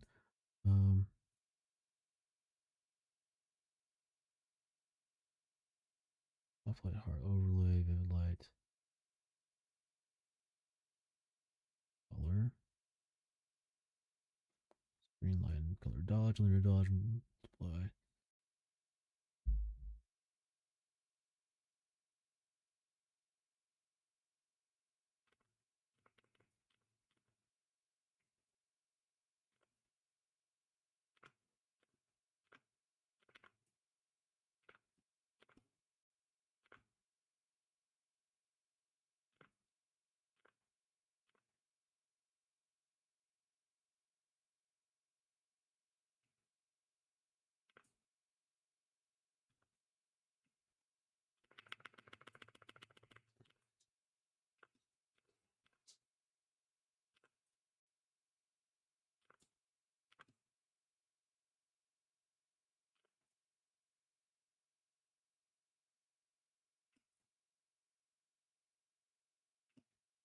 like that. Although overlay is probably not the right move here.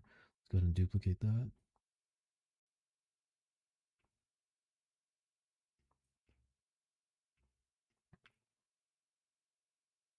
Cool.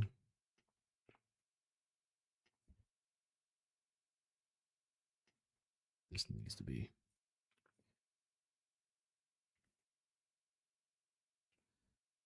up.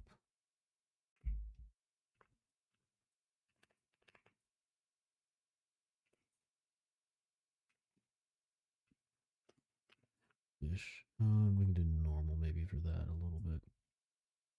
Bring this down in opacity a little bit. No, it needs to be overlay.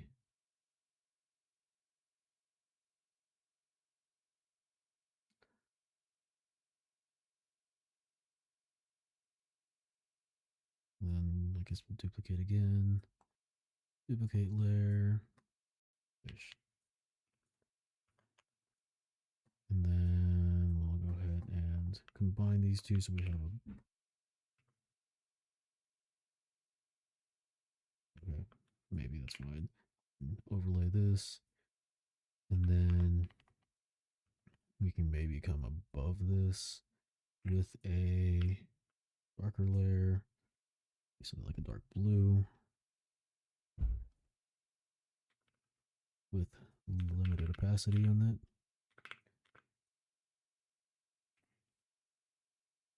Man, this way. Yeah, then we come with the other layer. This limited opacity or this.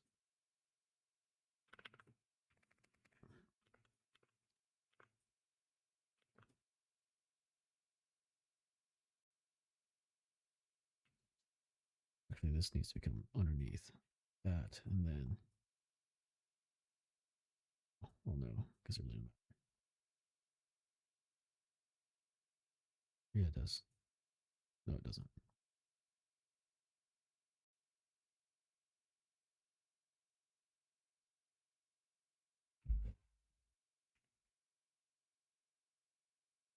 Okay.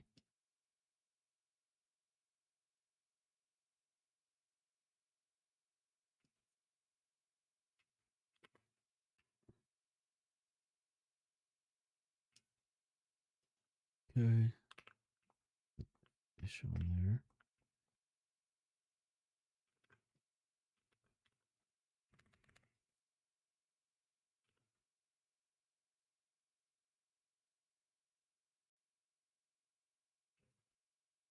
Cool.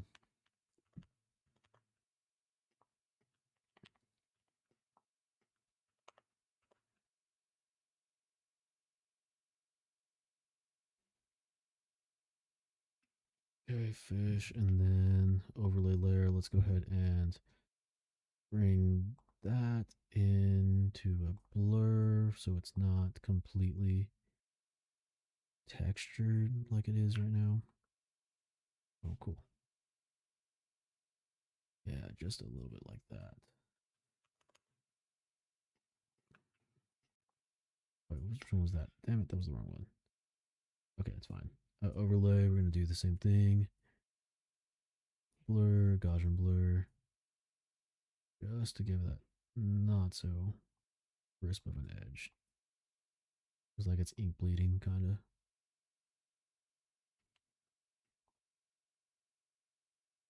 And then maybe like a little bit of a smudge or something with that, which would be like a. We're looking like on time. 25. Perfect. Okay, cool. Just a little smudge. Something. You take a blending also maybe and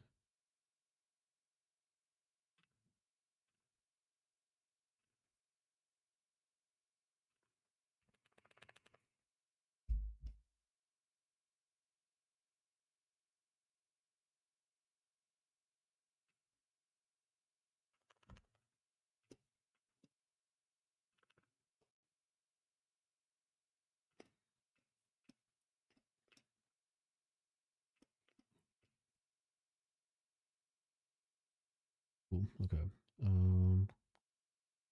Maybe just so take this and then get a just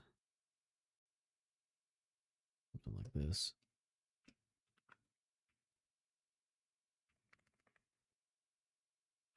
No, that's too textured.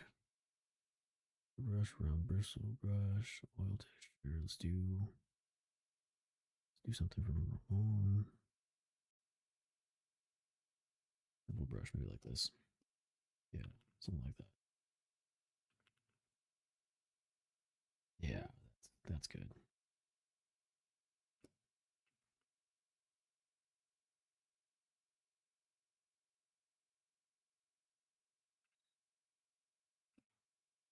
Cool. I think that looks like good enough for this.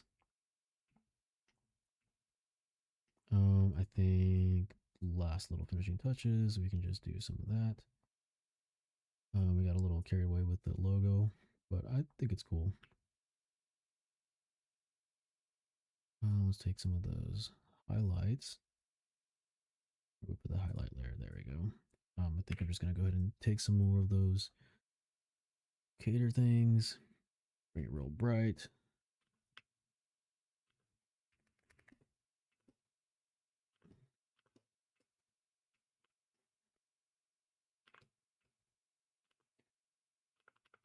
Bring it real bright. Oh, too big.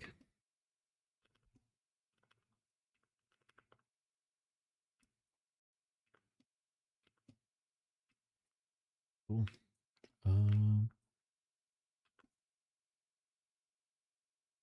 Cool. And then maybe just on the orange piece of this, which is here, we take some of this dark and just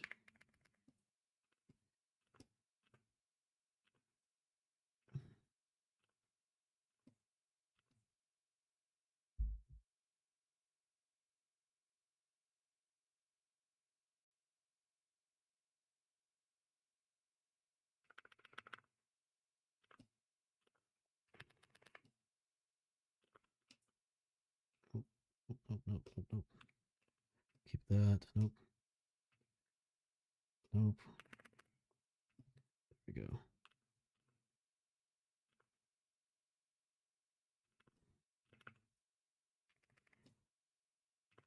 Let's make it a little more saturated, a little less.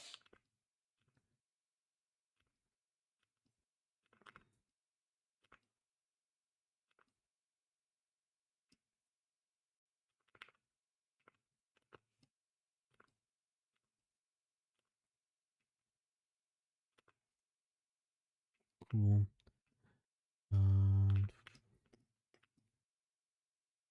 Honestly, I think it's pretty good. I think we can definitely call this here, and I think I feel okay with it. The only other thing is maybe just ever so slightly, just to help unify some things. I do like to take a basically very gray brush, completely fill the whole thing.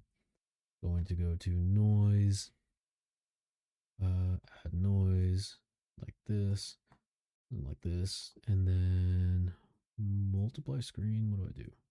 Multiply like that. That feels not the exact same way I do. Okay, let's try this again.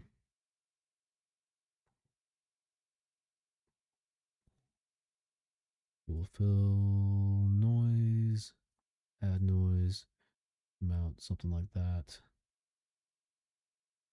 Multiply, and then just lower this. I think it's multiply. Pretty sure it's multiply.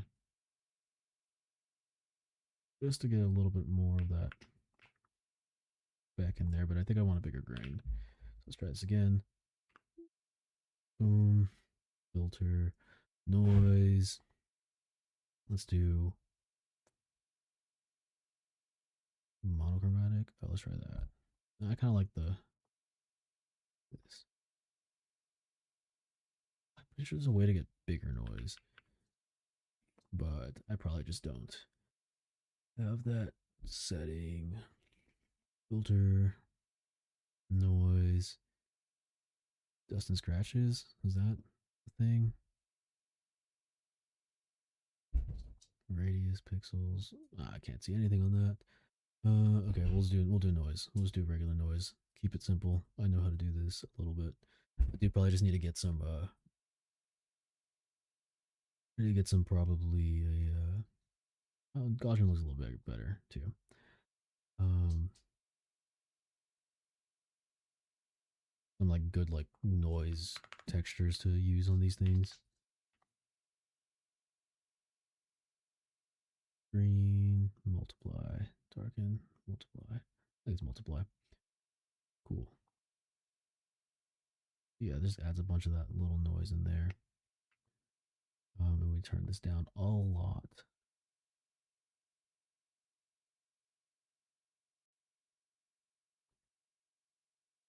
So we get a bunch of that little texture in there.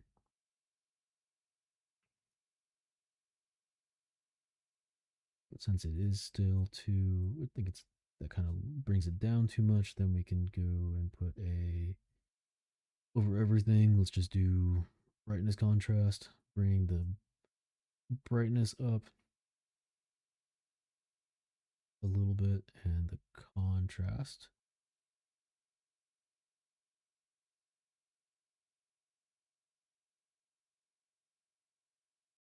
Let's put this in a group. So turn off this group without without noise, with noise, and then this also has the this has the adjustment for the contrast, so we're not losing the brightness. We're just getting that noise in there. Cool. I actually think that looks pretty good. Zoomed in real close. I have a bunch of shit on my screen. I just realized that I'm just completely blocking so much of it. Uh, it's because it's a little screen. There's a little screen on this one. But yeah, so this is with the noise. We can get in there and see the textures. Okay, go away. I don't know what you're doing. Go away too. I don't need you. Okay, so with the text, without the noise, or with the noise, it's like this. Without the noise, it's like this. It just really unifies a lot of that. These textures, just by adding one overall texture. But we also can zoom out. You see the overall effect of it. So without noise, with noise, and some contrast and stuff. I think it just makes it look a little bit more cohesive. Cool. I actually like this piece a lot. Um, way better than I thought it was going to turn out. I thought it was going to end up being just a real quick little study. I hate that I actually feel like I'm getting more energy now at the end of this than I was in the beginning. Today was just a really long time, a really long day. But next time it'll be a little better and get some more of the tech issues figured out. But I think this is good. I think we're gonna call it here and turn this in for the day. But I like how this one turned out. I think it looks pretty cool. I mean, we could probably be here forever and uh and keep messing with it. But I think it's cool. Yeah, no, I think I do like how this one turned out. So I'm glad we had like a decent one. Different style than I usually do too. Like I mean, like I don't know. I kind of feel like I hit a certain style on this that I don't usually hit either. So I don't know. Looks cool. I think I like this one. So never expected this from Fish in a Can. Yeah, I mean, Fish in a Can just has all the possibilities. Let me actually go. Let me pull open. Let me actually pull open my because I have stopped looking at the reference for a while now. So let me actually see what the reference looks like again. Where are you going? Oh yeah, this is the reference I used. Yeah, so this is this is what the original reference was. That's kind of crazy. I actually feel like that's kind of crazy. I like how it turned out a lot more than I was expecting to with this. Cool. All right, this is a cool one. But yeah, I think next time I still want to do. Idea was to do a can of weird eldritch tentacles or something like that. So I have all this stuff ready, and this. I've done this study now. So I think next time Speaking, I wonder if I can. I mean, that's the point of streaming, right? That I record all my stuff, so I can actually probably cut this and then post it an actual like quick piece of it. Although my screen was kind of fucked up, so I don't know how. I need to get a better screen. I need to get a bigger screen. Um, cool. Okay, cool. Well, we will. I'll get this one posted. I'll post it on Instagram eventually too. But I'll get this one posted for the day. And yeah, thanks for hanging out. I really just needed the tech help, but I'm glad you stuck around. That was cool. Um, but yeah, Tuesdays are also usually pretty dead anyway. So I mean, not that I've streamed that much. I've only streamed like, was this 4? I think it says somewhere. I think it's stream 4. So still testing it out. I need to start making content in other places too to actually like build up the um the actual outreach, and also do this when I'm not so tired, because I'm very tired today. But yeah, cool. Thank you for stopping by, and thanks for watching the stream. This is fun, and thanks for all the tech help. So new things to put on the list. Cool. Well, thank you. But all right, I'll probably see you guys soon also. But all right, we're just gonna make you. We're just gonna make you the mod. I think that's what is gonna end up happening. You're just gonna just make you work now, and you have to wear a fedora. It's part of the uniform for the mods.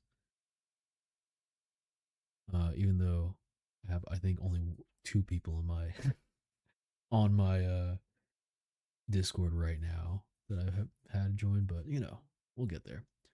But okay, cool. All right, I will stop it now. I will talk to you soon, and probably in real life. But bye.